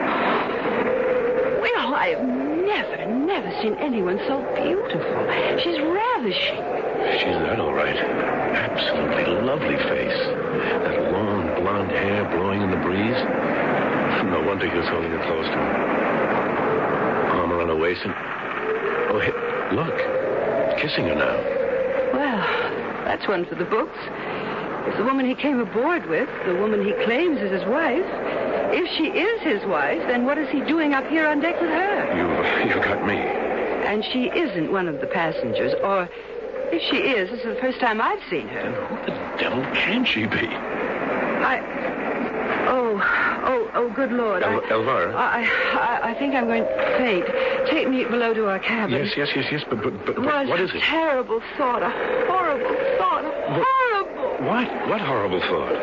The thought that whoever she is, or whatever she is, Will, she must have been in that box.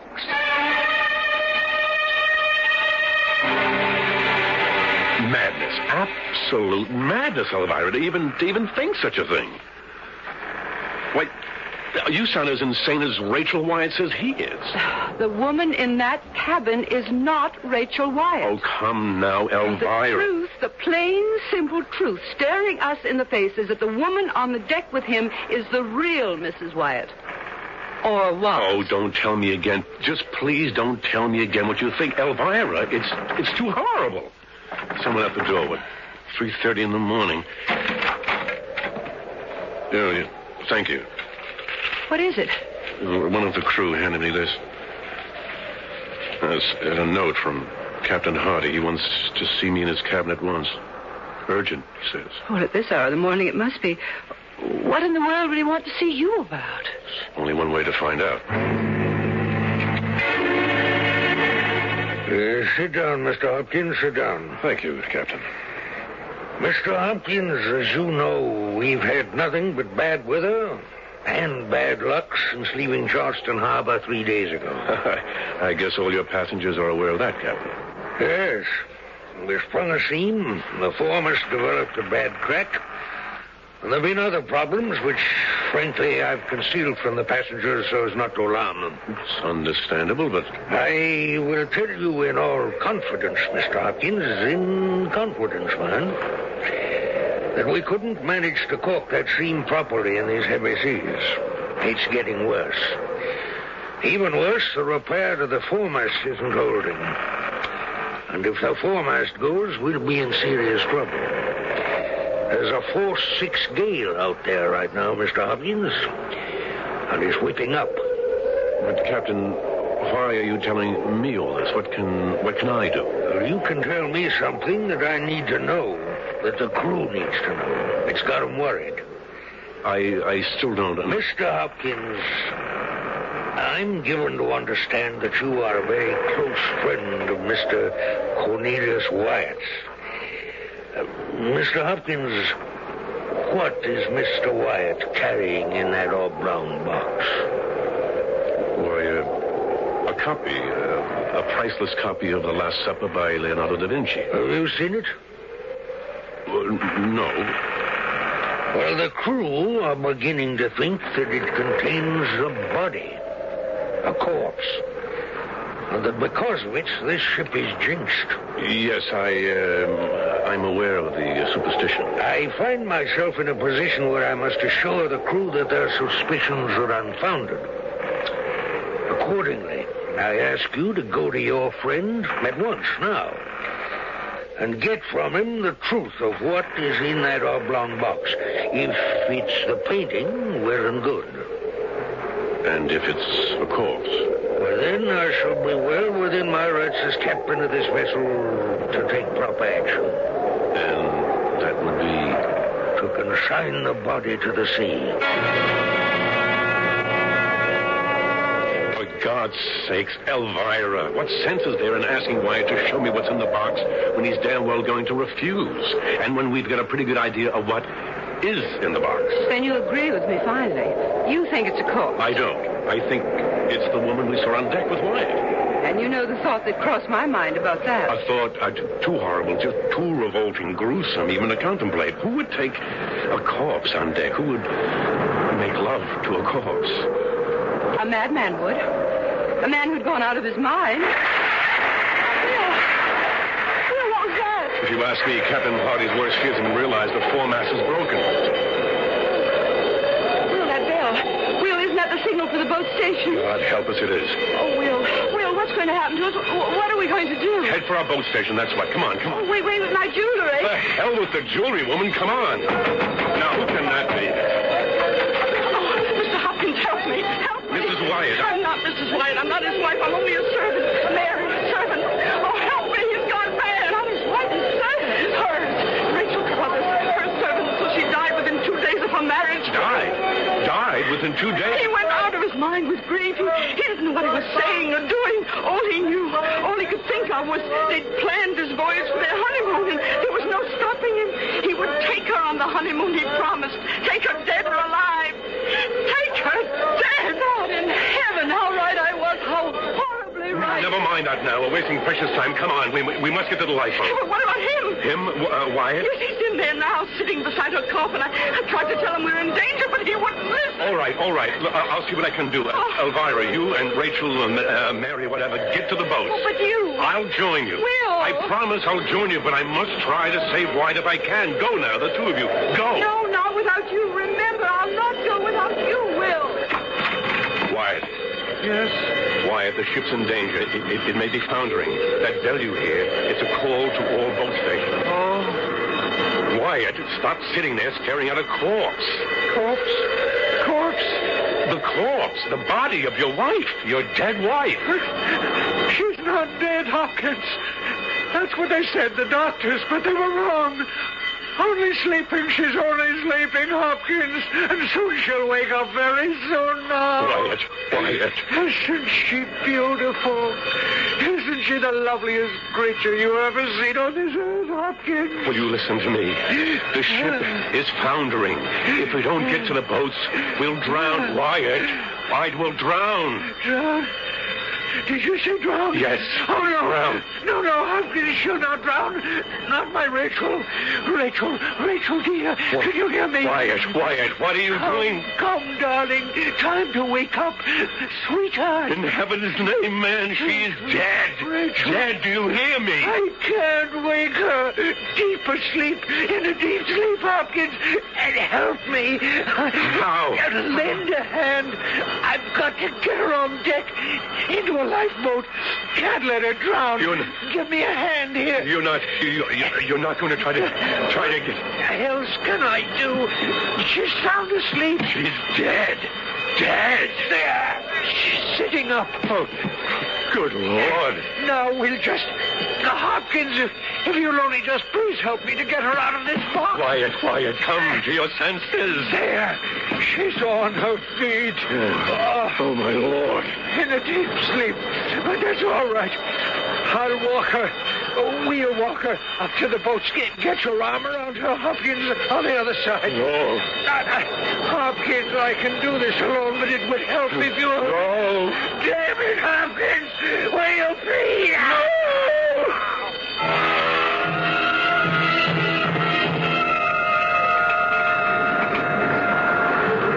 There. That better, Elvira? More comfortable. I'll be all right, Will. A lifeboat isn't expected to be the most comfortable place in the world. Mary. Oh, thank you, sir. I'm all right. She's going down, I think. The ship getting lower in the water. Captain, is she? Yes. Foundering. Look! Oh, look! What is it, Mary? It's him! Mr. Wyatt, they're on deck! You see? Oh, no. Oh, he's brought a corpse on deck. Look, he's propping it against the rail, his arm around it. Oh, he's kissing it. Will, how gruesome. Beautiful, though, in a way. Somehow, beautiful. Beautiful? How can you say that? Because to him, she's still alive. And if there is a life after death, she must know that few men have ever loved a woman as he loves her. She's going now. My ship. Going. And they with her. Please, God, be with them. Please.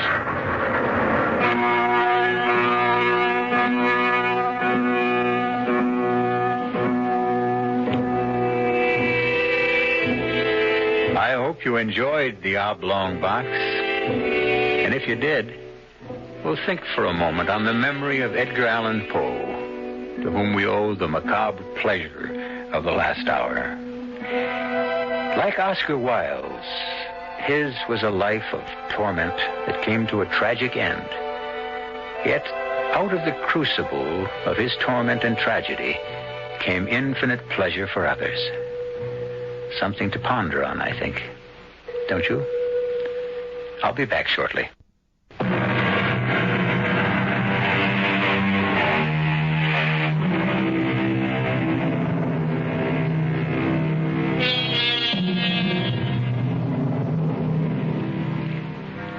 I heard recently that a little cottage on the Grand Concourse in the borough of the Bronx, New York City, is to be torn down. Why? Because it is constantly vandalized, and the city can no longer afford to keep it up. When I was very young, I went to visit it more than once, and stood in the tiny room where a beloved young wife died, and a grief-ridden husband drowned his grief in alcohol. But where he also wrote the story you heard tonight. I say no more. What more is there to say?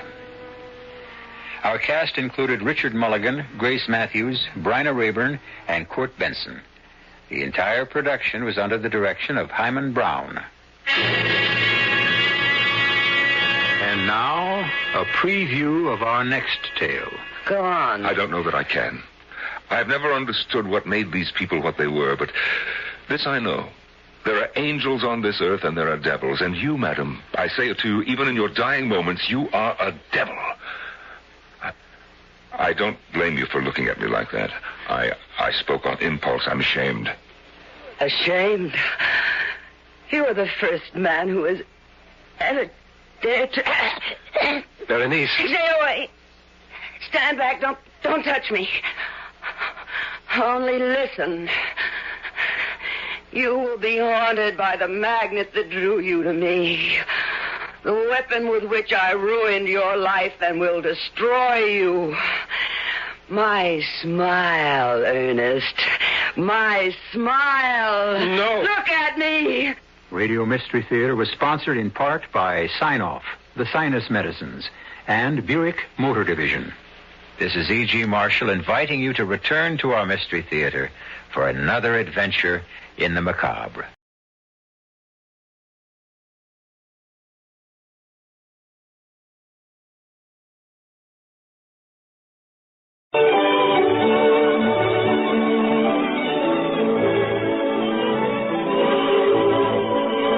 The First Nighter Program, a copyrighted feature Coast to Coast, presented by Campana, the makers of Solitaire, the new cake makeup, and Campana Balm, the famous hand lotion. Theater time. Broadway is buzzing with excitement and eagerly waiting to welcome an opening night performance at the Little Theater off Times Square. There'll be a crowd of onlookers and autograph fans on hand at the entrance to greet the celebrities who always attend the premiere on the Great White Way. So let's not miss a minute of the excitement. It's just a short walk around the corner. Will you join me? There are lots of uniforms in the crowd tonight at Broadway and 42nd Street. Shall we cross the street here? Well, here we are at the Little Theater off Times Square. Have your tickets ready, please. Have your tickets ready, please. Good evening, Mr. First Nighter. The usher will show you to your box. Thank you. We'll go right in.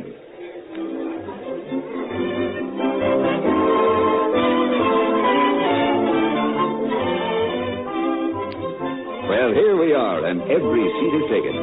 Advanced theater notices have heralded tonight's play as a thriller, packing plenty of excitement in every scene, with the biggest surprise coming at the very end. Its title is The Chinese Gong, and it was written by Arch Oboler. Topping an all-star cast is our popular leading lady, Barbara Luddy. And opposite Miss Luddy is her guest leading man, Olin Soleil. The play is pure fiction, of course, and does not refer to real people or to actual events. And now, before first curtain, let's listen to Eric Segerquist's First Nighter Orchestra.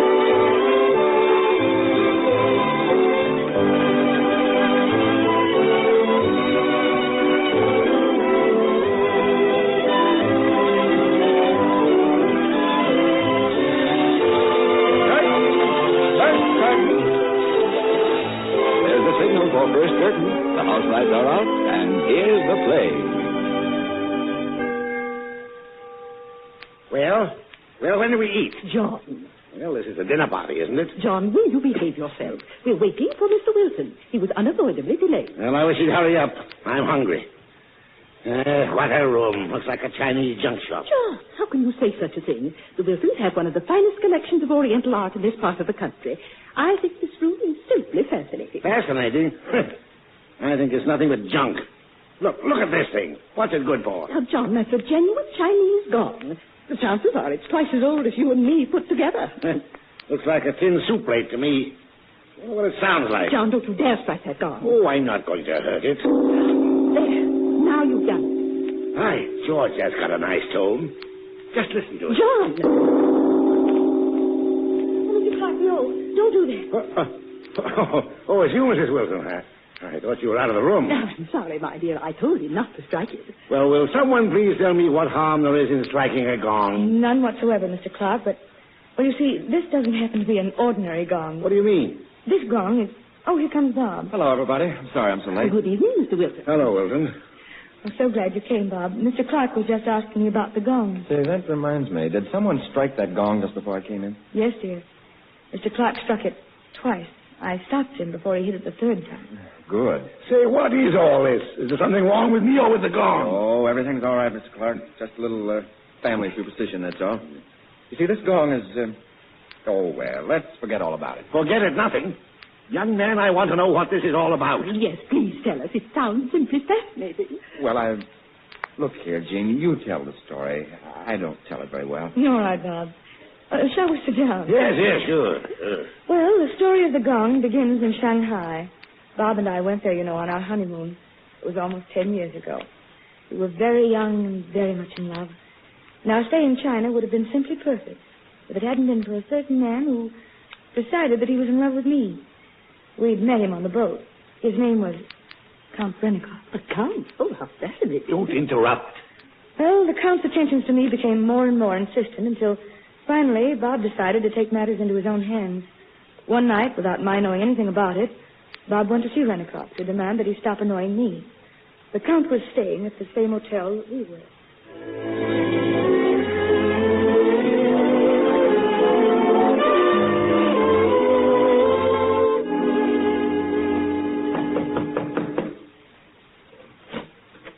Yes, please? Is Count Brennikov in? What name, please? Who is it, Juan? Well, if it is not the bridegroom himself. Come in, Wilton, come in. Well, this is an unexpected pleasure. Here, take this chair by the window. Thank you. Juan! Now, where did he go? Juan! Yes, please? There you are. Yeah, that will teach you to come the first time I call you. Now then. No callers, Juan. I do not want to be disturbed while I'm visiting with Mr. Wilton. Understand? Yes, please. You may go. Go on, get out! Well, now, Wilton. And what do I owe the pleasure of this little bit? I'll be as brief and to the point as I can, Brennikov. I came here to ask you to stay away from us. You want me to stay away? Yes. On the boat, we couldn't help ourselves. We had to endure you. Now that we're in Shanghai, we want you to leave us alone. Do you understand?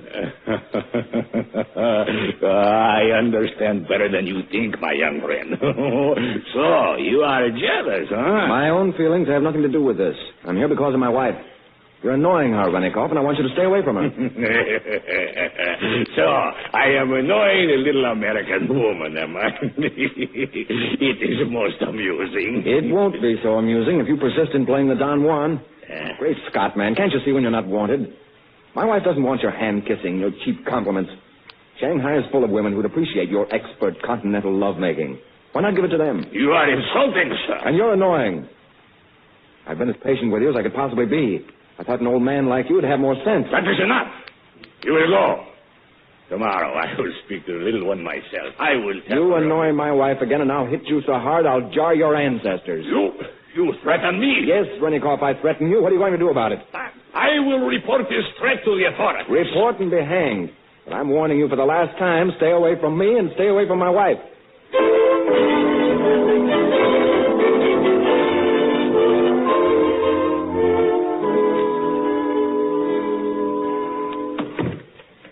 Is that you, Bob? Yeah.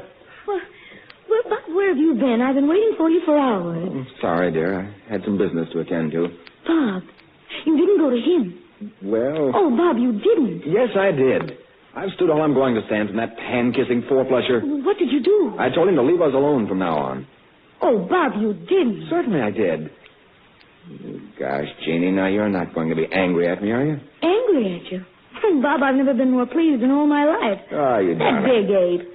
He might have been God's gift to the women on the Volga, but he certainly is the pest of Shanghai to me. Well, I guess I settled that. I'm sure he won't spoil our honeymoon anymore. Spoil our honeymoon? Oh, Bobby, how could anyone spoil that? I love you so. And I love you. Oh, Bob, I'm so happy. It's been the most glorious honeymoon a woman ever had. It has been great, hasn't it? We could only stay like this forever. You mean here? In China? No, you silly. I mean so terribly, terribly in love. We will stay in love, Jeannie. I'm going to see to that. Yes, Bob. You see to that no matter what happens.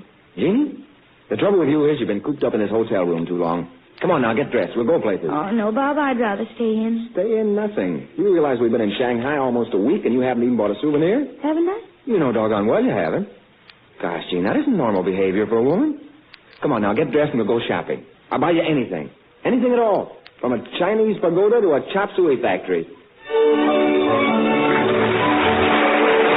the curtain comes down on the first act of tonight's play in the little theater on Times Square.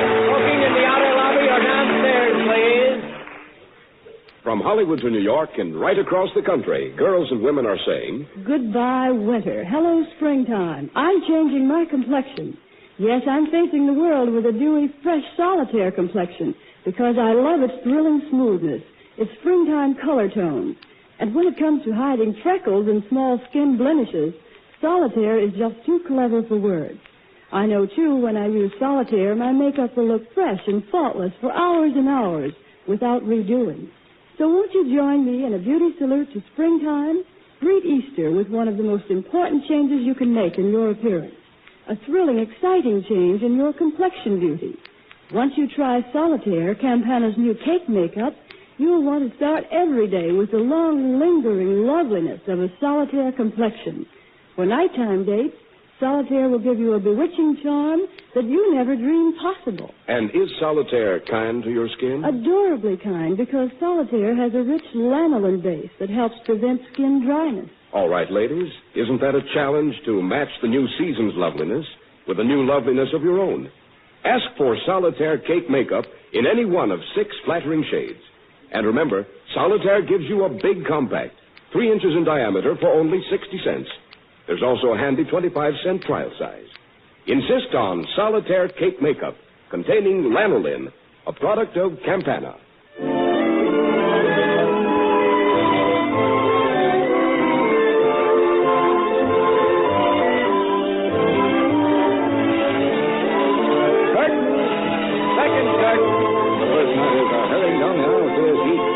Dimmed, and here's the second act of the Chinese Gong. But, Bob, we simply have to buy something. We pawed over practically everything the old man has in the shop. Yeah, but his prices, Gene. I'll bet he doubled them the minute he saw us coming. Here he comes. Here, missy, a bracelet I speak of. Handcuff, good jade, no glass. Oh, they're beautiful. Very cheap. $50. $50? Now, look here, Mr. Suntai. We'd like to do business with you, but get this straight. We're not millionaires by a long shot. Too much money? Well, that's the general idea, yes. All right. $45. No, really, Bob, I don't want this jade at any price. Listen, Mr. Ty, what we would like is something we can take home with us to use around the house. I mean, a vase or a lamp or something of that sort. Yeah, I know. Look, see, very fine vase. Very old. No, wait.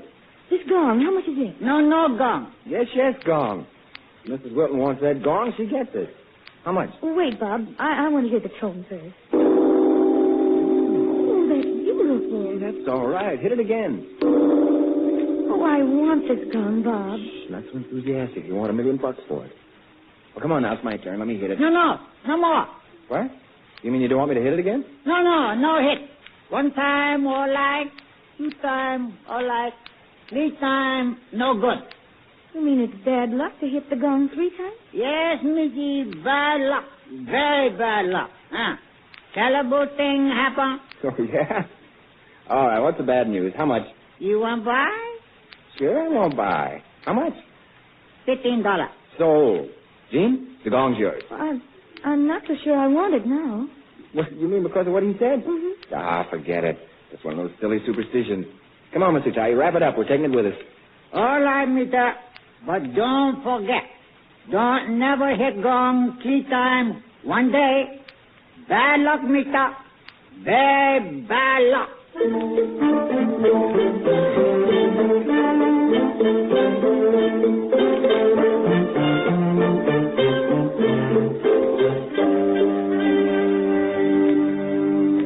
You big baby. Will you please get away from that gong? Gosh, Gene, this thing intrigues me. What do you say we swat it again and see what happens? Now, Bob, you don't really think anything would happen, do you? Well, don't forget what the old man said. Don't hit 3 times one day. Very bad luck. Terrible thing happened, mister. Terrible thing. Bob, wouldn't we be embarrassed if you hit it and the hotel caved in? Yeah, wouldn't we? Me in my pink pajamas. That'd be tellable, all right.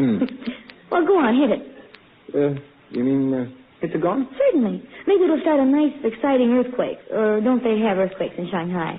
Well, what are you waiting for? Well, I was just thinking. Bobby, don't tell me you've lost your nerve. Well, gosh, Jeannie, it isn't a matter of nerve, but I was just thinking, after all, this is the Orient, and funny things do happen. Oh, you big baby, give me that mallet. Well? Now, hold on to your hat, because I'm going to give this gong the fatal third stroke if it's the last thing I do. Here it goes. You did it. Certainly I did it. Well, when does the excitement start? When does the... Oh, Bob. I'll go see who it is.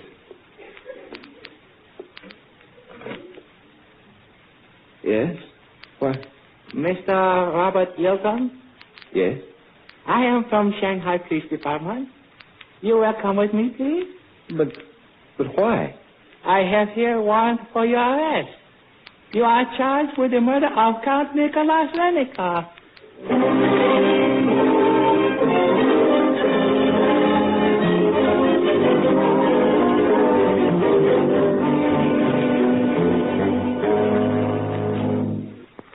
Isn't there something I can do?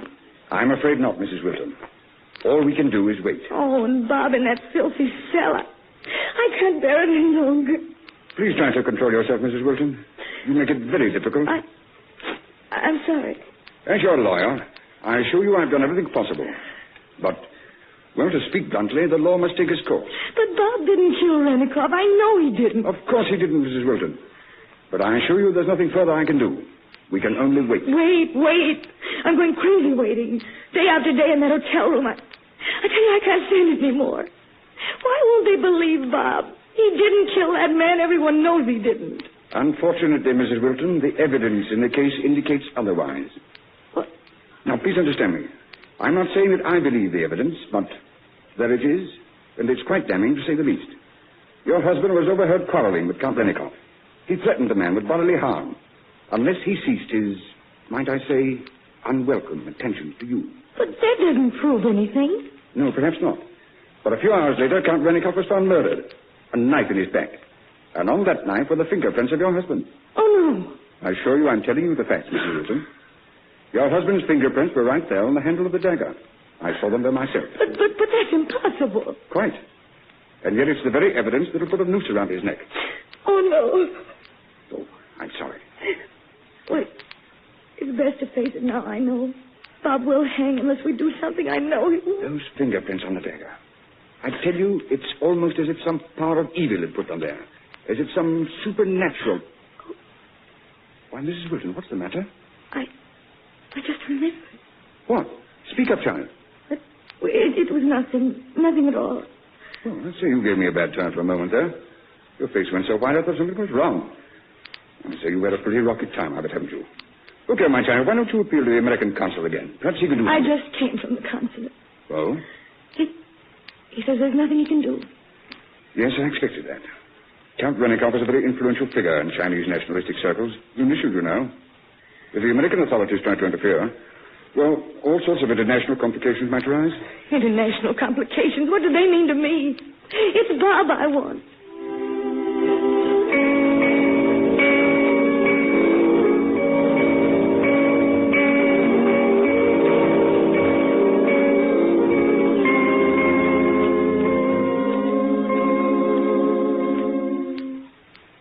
You have 3 minutes. In there, please. Bob. Oh, Jean. Oh, Bob, what have they done to you? So thin, so white. No, I'm all right. Really, I am. Oh, my darling, let me hold you close. Oh, Bobby, what's happened to us? We were so happy. It's that gong, Jeannie, that confounded Chinese gong. Oh, no, Bob, that can't be it. It just happened, that's all. I'm half crazy with worrying. Tomorrow they're going to try me for murder. Jean, me, Bob Wilton, murderer. Oh, Bob, please. I'm sorry, dear. These weeks in this filthy hole, I'm just not myself, I guess. Oh, my darling, what a horrible honeymoon I've given you. Oh, no, Bob, please don't say that. Those days we had together, let's not forget them. Glorious days, and we'll have them all over again. I know we will. Yes, Jean, we will. I'm going to be brave as you are. The one thing that's kept me sane all these horrible weeks, knowing that you were outside, waiting for me. Yes, Bob, I'm waiting for you. I'll always wait, darling.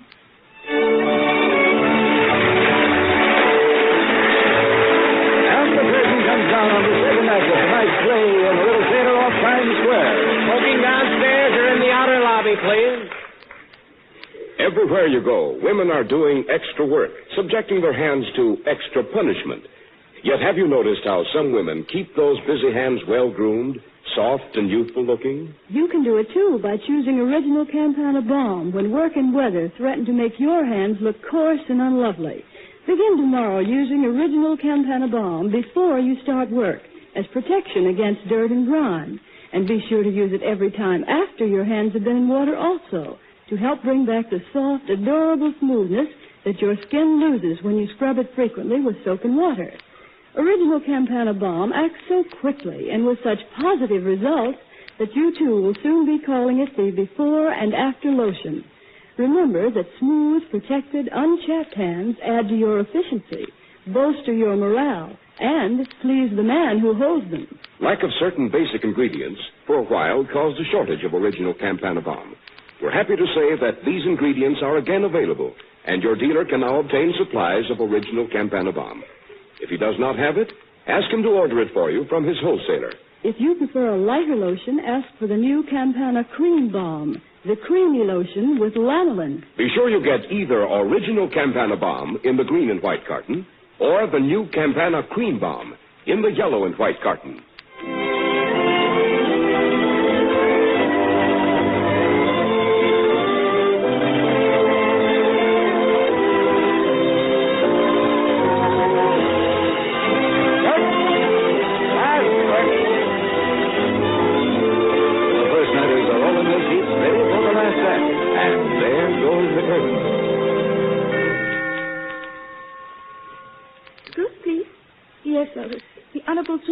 Want to see you, please? No, I don't want to see anyone today. He say not. Please, Missy. All right, show him in, whoever he is. Thank you, please. You come in, please. Well, what is it? What can I do for you, Mr. Suntai? You remember me, please, Suntai? No, I'm afraid I don't. Oh, yes, I do. You're the old man in the antique shop. That's right. I sold you gong. Yes, you did sell us the gong, didn't you?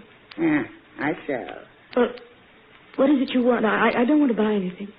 Suntai no come sell. Then what do you want? Mr. Wilton, he very much trouble, no? Yes. Clive tomorrow looking very bad, no? Yes, very bad. Mr. Wilton, no kill that man. No, of course he didn't. Please go away. I'm very tired. I'll see you some other time. No, wait, please. I help. You can't help us. No one can help us. No one. Please, Missy, don't cry. I help. Mr. Wilton, good man. Lenikoff, evil. I know. Please go now. No, Missy, please listen. Suntai, very old man. He know many things. He know Mr. Wilton no kill man. But what good does that do? They're trying my husband for murder tomorrow, and neither you nor I nor anyone else can stop them. Oh, yes, please. Suntai stop. What do you mean? Suntai know who killed everyone. You know who killed Renikoff? Yeah, I know. Who? Tell me. Who? My son. Your son killed Renikoff? Yeah. My third-born, Wang. Wang Lenikoff 7. Lenikoff evil man. He beaten Wang many times. Wang killed him. But my husband's fingerprints were on the knife. I know. Wang tell me. Mr. Wilson come talk Lenikoff. Mr. Wilson very angry. He pick knife up from table while talk. Put knife down. Go away. Wang wear kitchen gloves. No show a knife. Oh, I see. Bob handled the knife while he was talking to Renikoff, but in his anger he didn't realize it. Then when Bob went away, Renikoff hit your son. Your son stabbed him. And since your son was wearing gloves, only Bob's fingerprints appeared on the knife. That lie. Oh, Oh, but what's the use? The police will never believe that. Oh, yes, police believe. See, Wong like everything down on paper. You mean that's a confession? Yes, please. Wong like everything. Chinese. Police savvy. But I don't understand. Your own son, they'll hang him. No hang Wong. Wong, good boy. China so big, won't go far away. But why are you helping me, a stranger? My family very old, very humble. No can see good man die. So I come see you. Oh, bless you. Bless you. Oh, no, Missy, please, no cry. Everything fixed. Everything all right. Goodbye, please.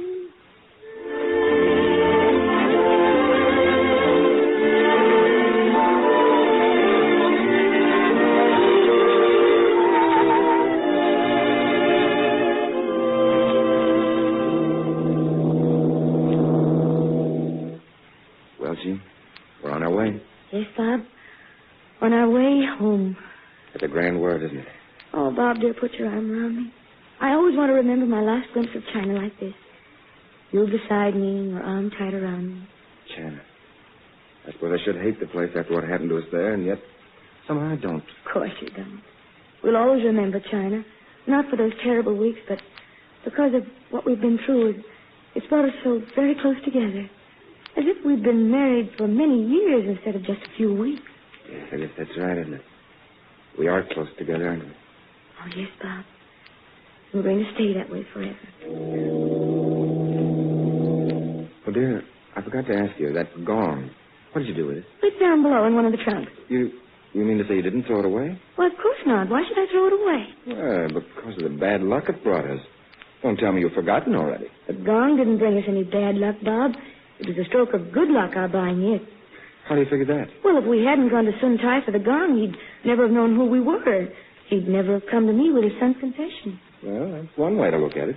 But believe me, I'll never strike that gong 3 times again. You can bet on that.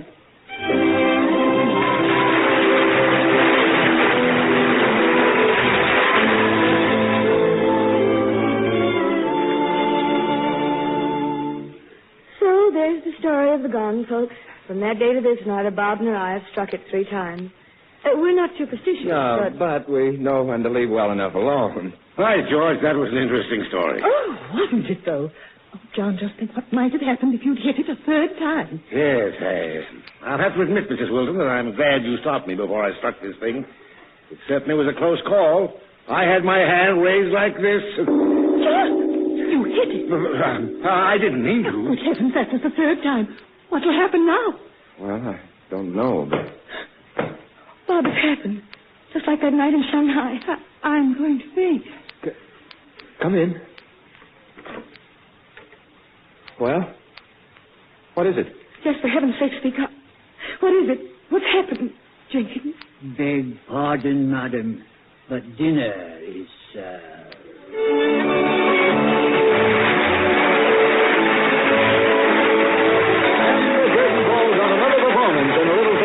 Times Square. Miss Lottie and Mr. Soleil are in front of the footlights. Did the first nighters like it? Listen to the applause.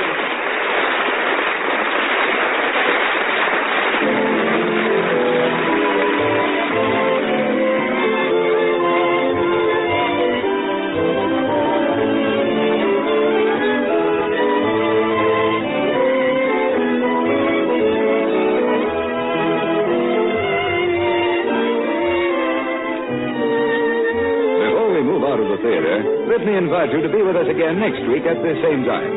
By special request, we are presenting next week a beautiful play about Easter. It's entitled The Third Day. Special Easter music will accompany the drama. Be sure to tell your family, including your children and your friends, to listen to this special Easter performance.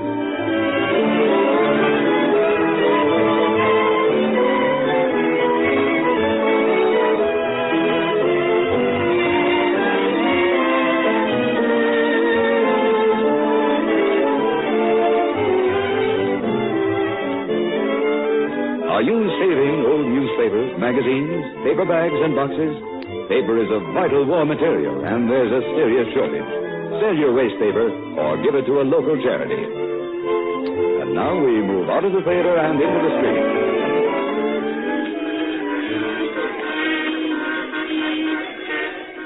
What do you say we stroll down Broadway?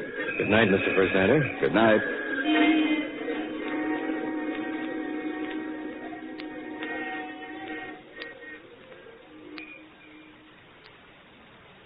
The First Nighter program is a copyrighted radio feature.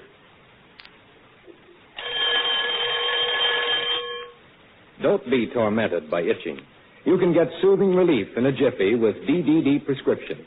This soothing, greaseless, medicated liquid brings quick relief from itching caused by eczema, skin rash, industrial allergy. Get a 35-cent trial bottle of DDD prescription from your druggist now. This is Mutual.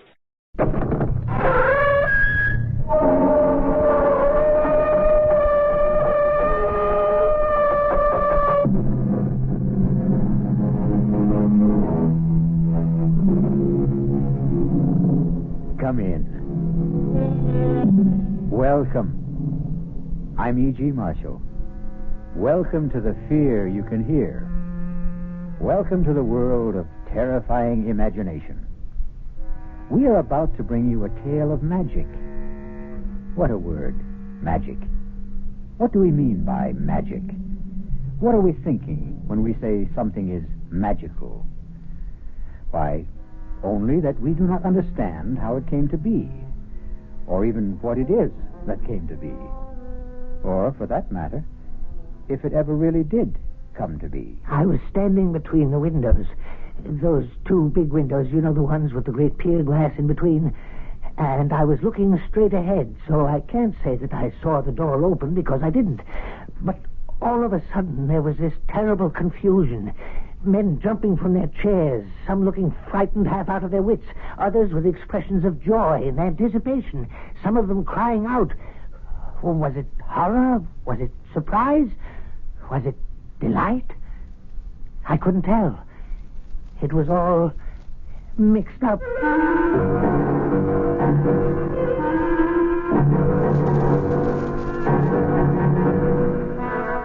Our mystery drama, The Walls of Jericho, was written especially for the Mystery Theater by Elspeth Eric and stars Robert Dryden. It is sponsored in part by Anheuser-Busch Incorporated, brewers of Budweiser. I'll be back shortly with Act One.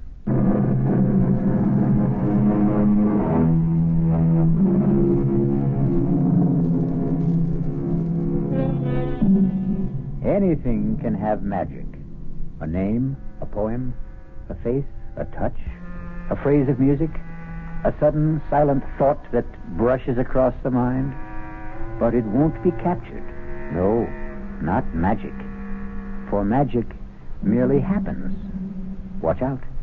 Ready or not, here it comes. It's cold in here, don't you think, Cudworth? Well, Drindle's gone to fetch another log. We'd best hurry, or the fire will have burnt itself out completely. That's asking a bit much, isn't it? For Drindle to hurry? I suppose one shouldn't ask too much. Ah, poor old Drindle. How old is he now? What would be your guess, Ashley? I wouldn't hazard one. He's been steward at the club since before I became a member. Ah, here he comes. I don't like to see him carrying a log that size. Oh, Drindle. You wanted something, Mr. Ashley? Half an hour ago, Drindle, I asked for a brandy and soda. But you have your brandy, Mr. Ashley. Ah, but have I my soda? Haven't you? Oh, you haven't. I'll get it for you right away, sir. Right away. Possess your soul in patience, Ashley. The club should really start to think of retiring him, wouldn't you say? Start to think? That's all we ever do. We never actually get on with the thinking, do we? Oh, hello. Everybody. Have you seen this? Who's making that racket? Higgins just came in. Oh, him. Have you seen it? Have you? Seen what, Higgins? Well, I just took it off the bulletin board, Winthrop. Now, you're president of the club. You should be the first. Read it aloud. At 4:00 in the afternoon of January 12th, the devil will come down the chimney of the fireplace in the members' lounge. Let's see that. I just this minute took it off the bulletin board. Now, who's playing jokes around here? Now, who wrote this? Did anyone here put this notice up on the bulletin board? Let me see it, Winthrop. At 4 o'clock on the afternoon of January 12th, the devil will come down the chimney of the fireplace in the members' lounge. What the... that fireplace right there. How very interesting. Not interesting at all. Just a feeble attempt to be funny. But it wasn't on the bulletin board this morning. Well, it wasn't there an hour ago when I came in from dinner. Now, was it, Cudworth? Well, I certainly didn't see it. Well, somebody put it there. The devil could have put it there. Oh, rubbish. Well, he might have. He's very ingenious. I've heard. Let's not let ourselves be carried away, Higgins. Mr. Ashley, sir? What is it? Your soda, sir. Well, set it down. Dwindle, have you seen this? Oh, what is it, sir? Mr. Higgins found it pinned to the bulletin board. Here, read it. At 4 o'clock in the afternoon, January 12th, the devil will chimney of the fireplace in the members' lounge. What does it mean? It means that the devil will come down that chimney at 4 o'clock on January 12th. That's what it means. Oh, surely not, Mr. Higgins. Definitely not. It's a joke, isn't it? Of course it is. But, on the other hand... really, Cudworth, you and your other hand. Let's mark it down as a joke until we know better. At least until then. Anyway, until the afternoon of January 12th at 4 o'clock.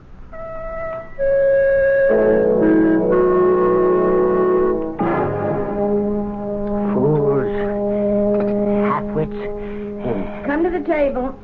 Boobies, every one of them. Now, your oatmeal will get cold. Those clods. Don't blame me if it's spoiled. I bamboozled them like the bunch of noodles they are. Anytime you'd care to state what you're talking about, I'm all ears, as the saying goes. Meantime, come sit down. The esteemed high and mighty members of the Ralph Waldo Emerson Gentlemen's Club, from the president, the exalted Mr. Amos Winthrop, on down. Oh, them. Imbeciles. Now, you didn't go making trouble, did you? That remains to be seen. Because they're just waiting for an excuse to give you the sack. You're not so young anymore. I know that, Martha. And not always strictly teetotal on the job, I suspect. I'm never drunk. Well, a man needs to be a little elevated to spend 10 hours a day with those Back Bay snobs, but I flim-flammed them. Now, look here, Timothy Grindle. Don't you go doing anything to raise the hackles on those gentlemen. Nincompoops. Because if they should give you the old heave-ho, you know where you'd wind up, don't you? Right here at home with me, and I won't have that. They're not about to fire me, not right away. As a matter of fact, it's I who may have lighted a small fire under them. And they should be starting to feel the heat of it soon now. Very soon. Timothy, what have you done? Oh, nothing very much. I only posted a notice on the bulletin board, that's all. What kind of a notice? A modest little notice stating that on January 12th at 4 o'clock in the afternoon, the devil would descend the chimney of the fireplace in the members' lounge. You said the devil? You should have seen the excitement, especially Mr. Higgins. Oh, he's such an emotional little man. You invoked the name of the devil? No, I did no such thing. You summoned up the devil? No, I played a joke on those superior snobs who've been taking me for a joke all these years. That's all I did. Oh, once you summon up the devil, Timothy, it's not so easy to send him back where he came from. Will you stop it, Martha? I only want to make them worry. Those fine gentlemen who've never had a care in the world since the day they were born. Worry? How? About what? Worry. Will he come down the chimney? Oh, they'll worry from now to the 12th of January, and I'll be there 10 hours a day to watch them worry. And if his satanic majesty does come down the chimney, what then? Oh, he won't. He won't. I wrote the notice myself, and old Beelzebub didn't dictate it either, if that's what you're thinking. Oh, I'm thinking you've started something, Timothy, that he won't be able to stop.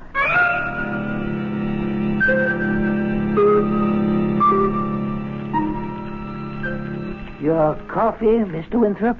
Oh, thank you, Dwindle. That's quite a fire you've got going there. I always try to keep up a good smart blaze, sir. Nothing special about this particular fire, Brindle? No, sir. It's January 12th, Brindle, and precisely 3 minutes before 4 in the afternoon. Is it indeed, sir? Oh, come off it, Brindle. Surely you're not indifferent to the heralded appearance of the Prince of Darkness down the chimney? Well, it's really no concern of mine, Mr. Winthrop. No, the membership doesn't share your aplomb, Brindle. Lounges filled to overflowing. Oh, so it is, sir, and I'd best stir myself. Other gentlemen will be wanting coffee. Bring me a brandy, Brindle, if you have the time. All the time in the world, Mr. Higgins. Old Brindle's the only cool character in the room. Even Ashley, who thinks this whole thing's nonsense. Ashley doesn't even believe the devil exists, for goodness sakes. Well, he's still been sitting on that little hassock by the fireplace since noon. I tried to get him to lunch with me, but he wouldn't budge. Oh, suspects a trick, no doubt. What do you? Well, it is possible, I suppose. But who'd want to play a trick like that? I mean, even if someone wanted to, how'd he go about it? Now suppose someone descends that chimney at 4 o'clock, as I am firmly persuaded he will. Who or what could do that? There's a great roaring fire going. Eldrin will saw to that. Well, suppose someone with a perverse sense of humor should toss a dummy down the chimney. We'd find it afterwards. Oh, none of it was reduced to ashes. But something would remain. It couldn't all burn up. Am I right? Well, ask Cudworth. He's the brainy one. Gentlemen, all prepared for the big moment? Hello, Cudworth. Only the devil himself could survive a trip down that chimney. Am I right, Cudworth?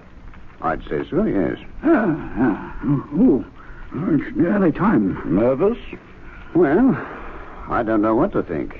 I mean, I don't know what to expect. The whole thing is nerve-wracking. Positively devastating. It's time. What's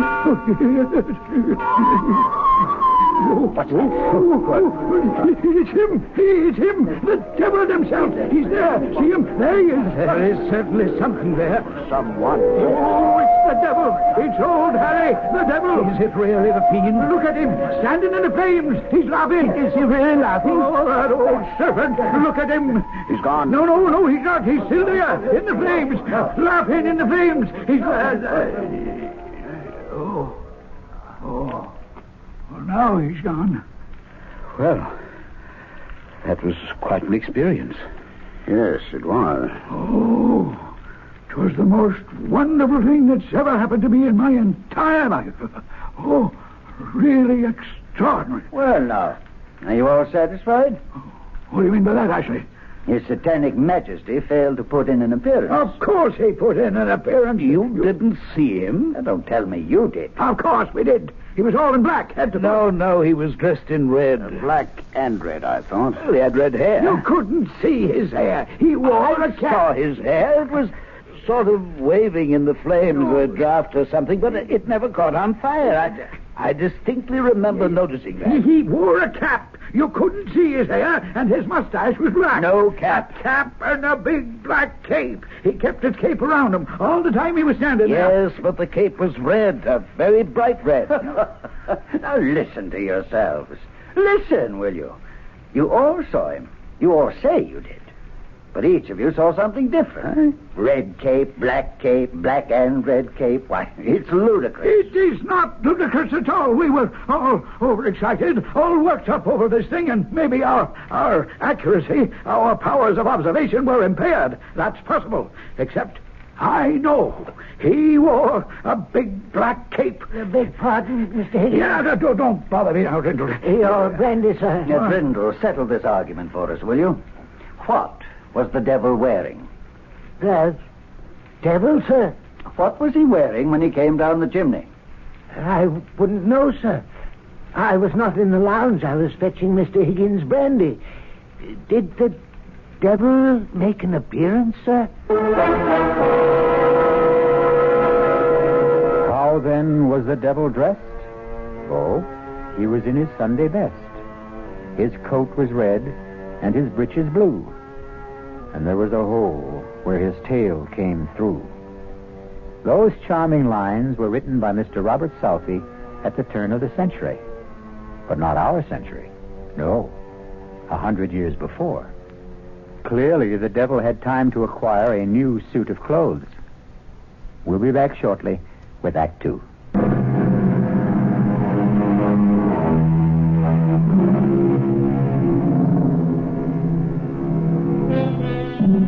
Did the devil indeed descend the chimney of the Ralph Waldo Emerson Club in the afternoon of January 12th and stand laughing in the flames?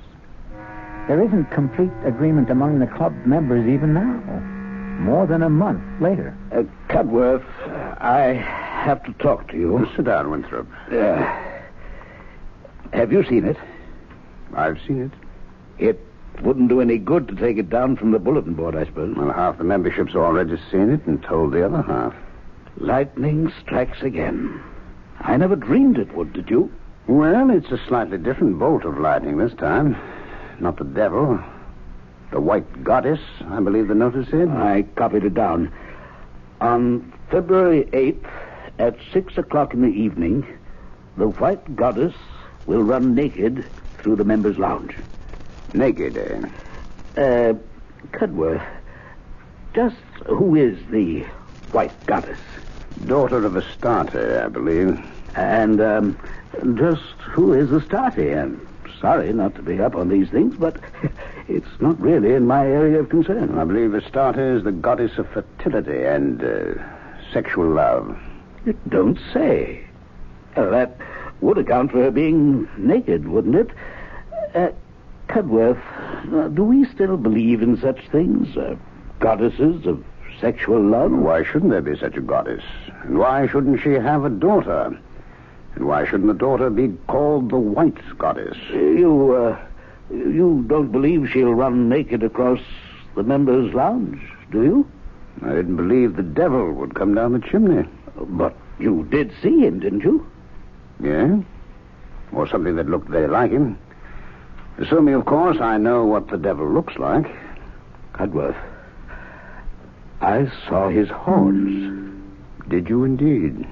Have you seen it? Have you seen the notice? Yes, we've seen it. Do you know that members are pouring in from all over the country? Oh, no. Members that haven't been inside the club in 20 years. We can't even begin to put them up. Half of them are stopping at hotels. Oh, heaven help us. Oh, cheer up, Winthrop. There's a chance the White Goddess won't show. I don't know, Cudworth. I have a sinking feeling that she will.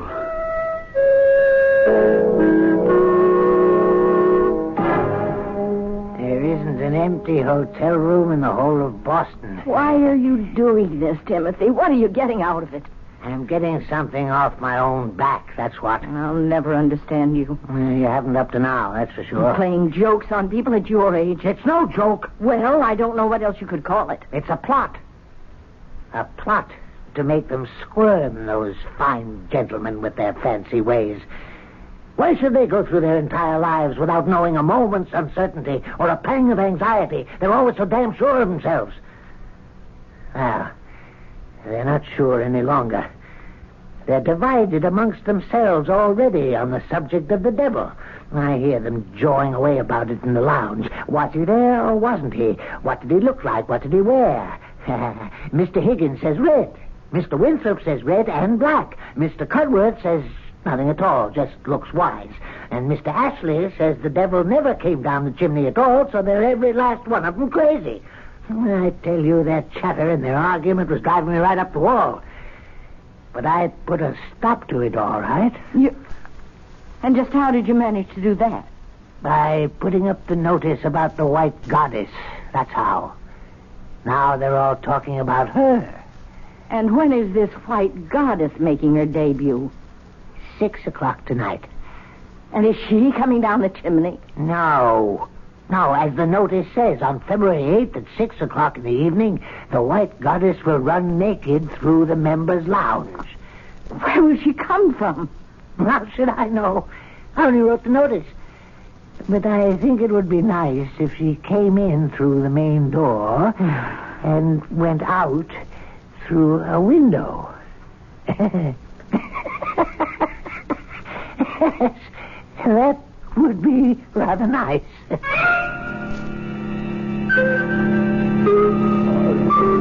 thing that was. And the room is filling up. It's amazing. Oh, I don't know. It isn't often, if ever, any of us gets to see the white goddess run naked across the lounge.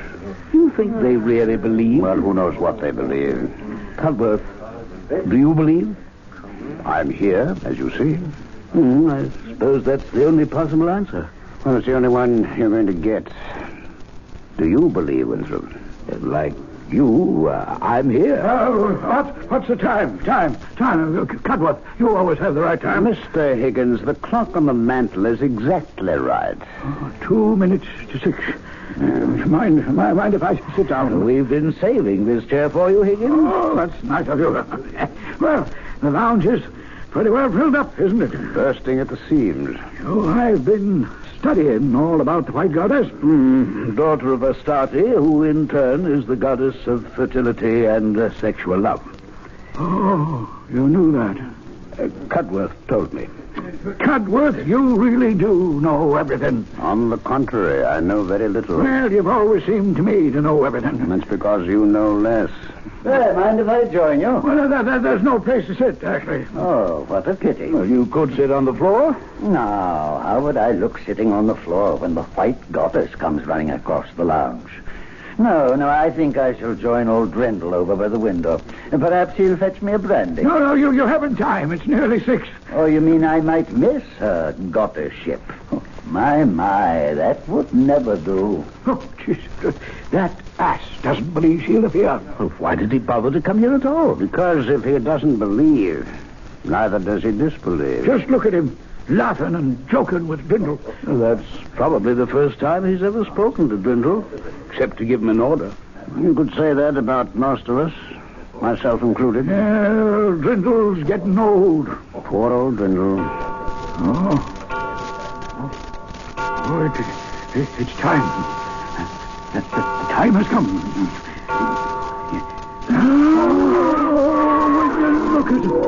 Look at her. She's beautiful. Sublime. Oh, my goddess. Oh, heavenly thing. I never thought I should live to see anything so beautiful. The most exquisite thing I ever saw. Or ever shall see. Where did she go? She was here such a little time. She disappeared through the window. The wall, I think. No, through the window. The one back of where Ashley's standing with Drindle. I saw Ashley turn and look out the window just as she vanished. You don't think it's possible he saw her too? Oh, no. Not Ashley. Well, Ashley? What? If you can stop staring at the stars, I'd like to ask you something. Magnificent. Yes, the stars are magnificent, but I have something else in my mind. Well, what's troubling you, Cudworth? Why, nothing very much, Ashley. There's something troubling you? The way she disappeared. Simply melted into the astral light. Who melted into the astral light, Ashley? Why, the white goddess. Well, don't tell me you didn't see her. Oh, yes. I saw her. Radiant in all her nakedness. Glowing like mother of pearl. Her long hair flying out behind her. Oh, but then, you saw her? Yes. Now, the others, did they see her? Oh, yes. Of course. So everyone must have seen her. Now, Drindle. Yes, sir? You saw her. No, Mr. Ashley. Oh, come now, Drindle. Of course you saw her. We were standing here together, side by side. I didn't see anything, Mr. Ashley. Now, don't tell me you didn't see anything, you old liar. Well, I was busy with something. You were not busy with something. We were standing here talking, and the clock struck 6, and the door opened, and she came in. And she ran. Her feet hardly touched the floor. Ran across the lounge to this window, this one right here. Why, her shoulder brushed mine. I felt it. My left shoulder. Now, don't tell me you didn't see her, or I'll break your back. Now, don't excite yourself, Ashley. The most beautiful spectacle it's ever been the good fortune of any of us to witness. And this numbskull Drindle stands there and tells me he didn't see it. He was busy with something. Oh, I won't stand for it. You listen to me, you fool. It's blasphemy. Unadulterated blasphemy for you to deny that you saw what I saw. What we all saw. Now, say it. Say you saw the white goddess run across this lounge, didn't you? Didn't you? You say it, or I'll choke the life out of you. Ashley, this is going too far. He saw her. I know he saw her. Now, Mr. Ashley, please, you're choking me. He saw it. He's going to admit it. Ashley. Oh, why couldn't you stay out of this, Cudworth? Now, you might have killed him. Are you all right, Brindle? Yes. Yes, I'm all right. Oh, Ashley, go into the bar and buy yourself a drink. You need it. Yes, I need it. I need it, all right. You're sure you're all right, Brindle? Yes, quite sure, Mr. Cudworth. Oh, by the way, Brindle, did you see the White Goddess or didn't you? You don't need to be afraid to tell me. Either way. I didn't see anything, Mr. Cudworth. You see, I was busy with something, and No, I didn't see anything at all.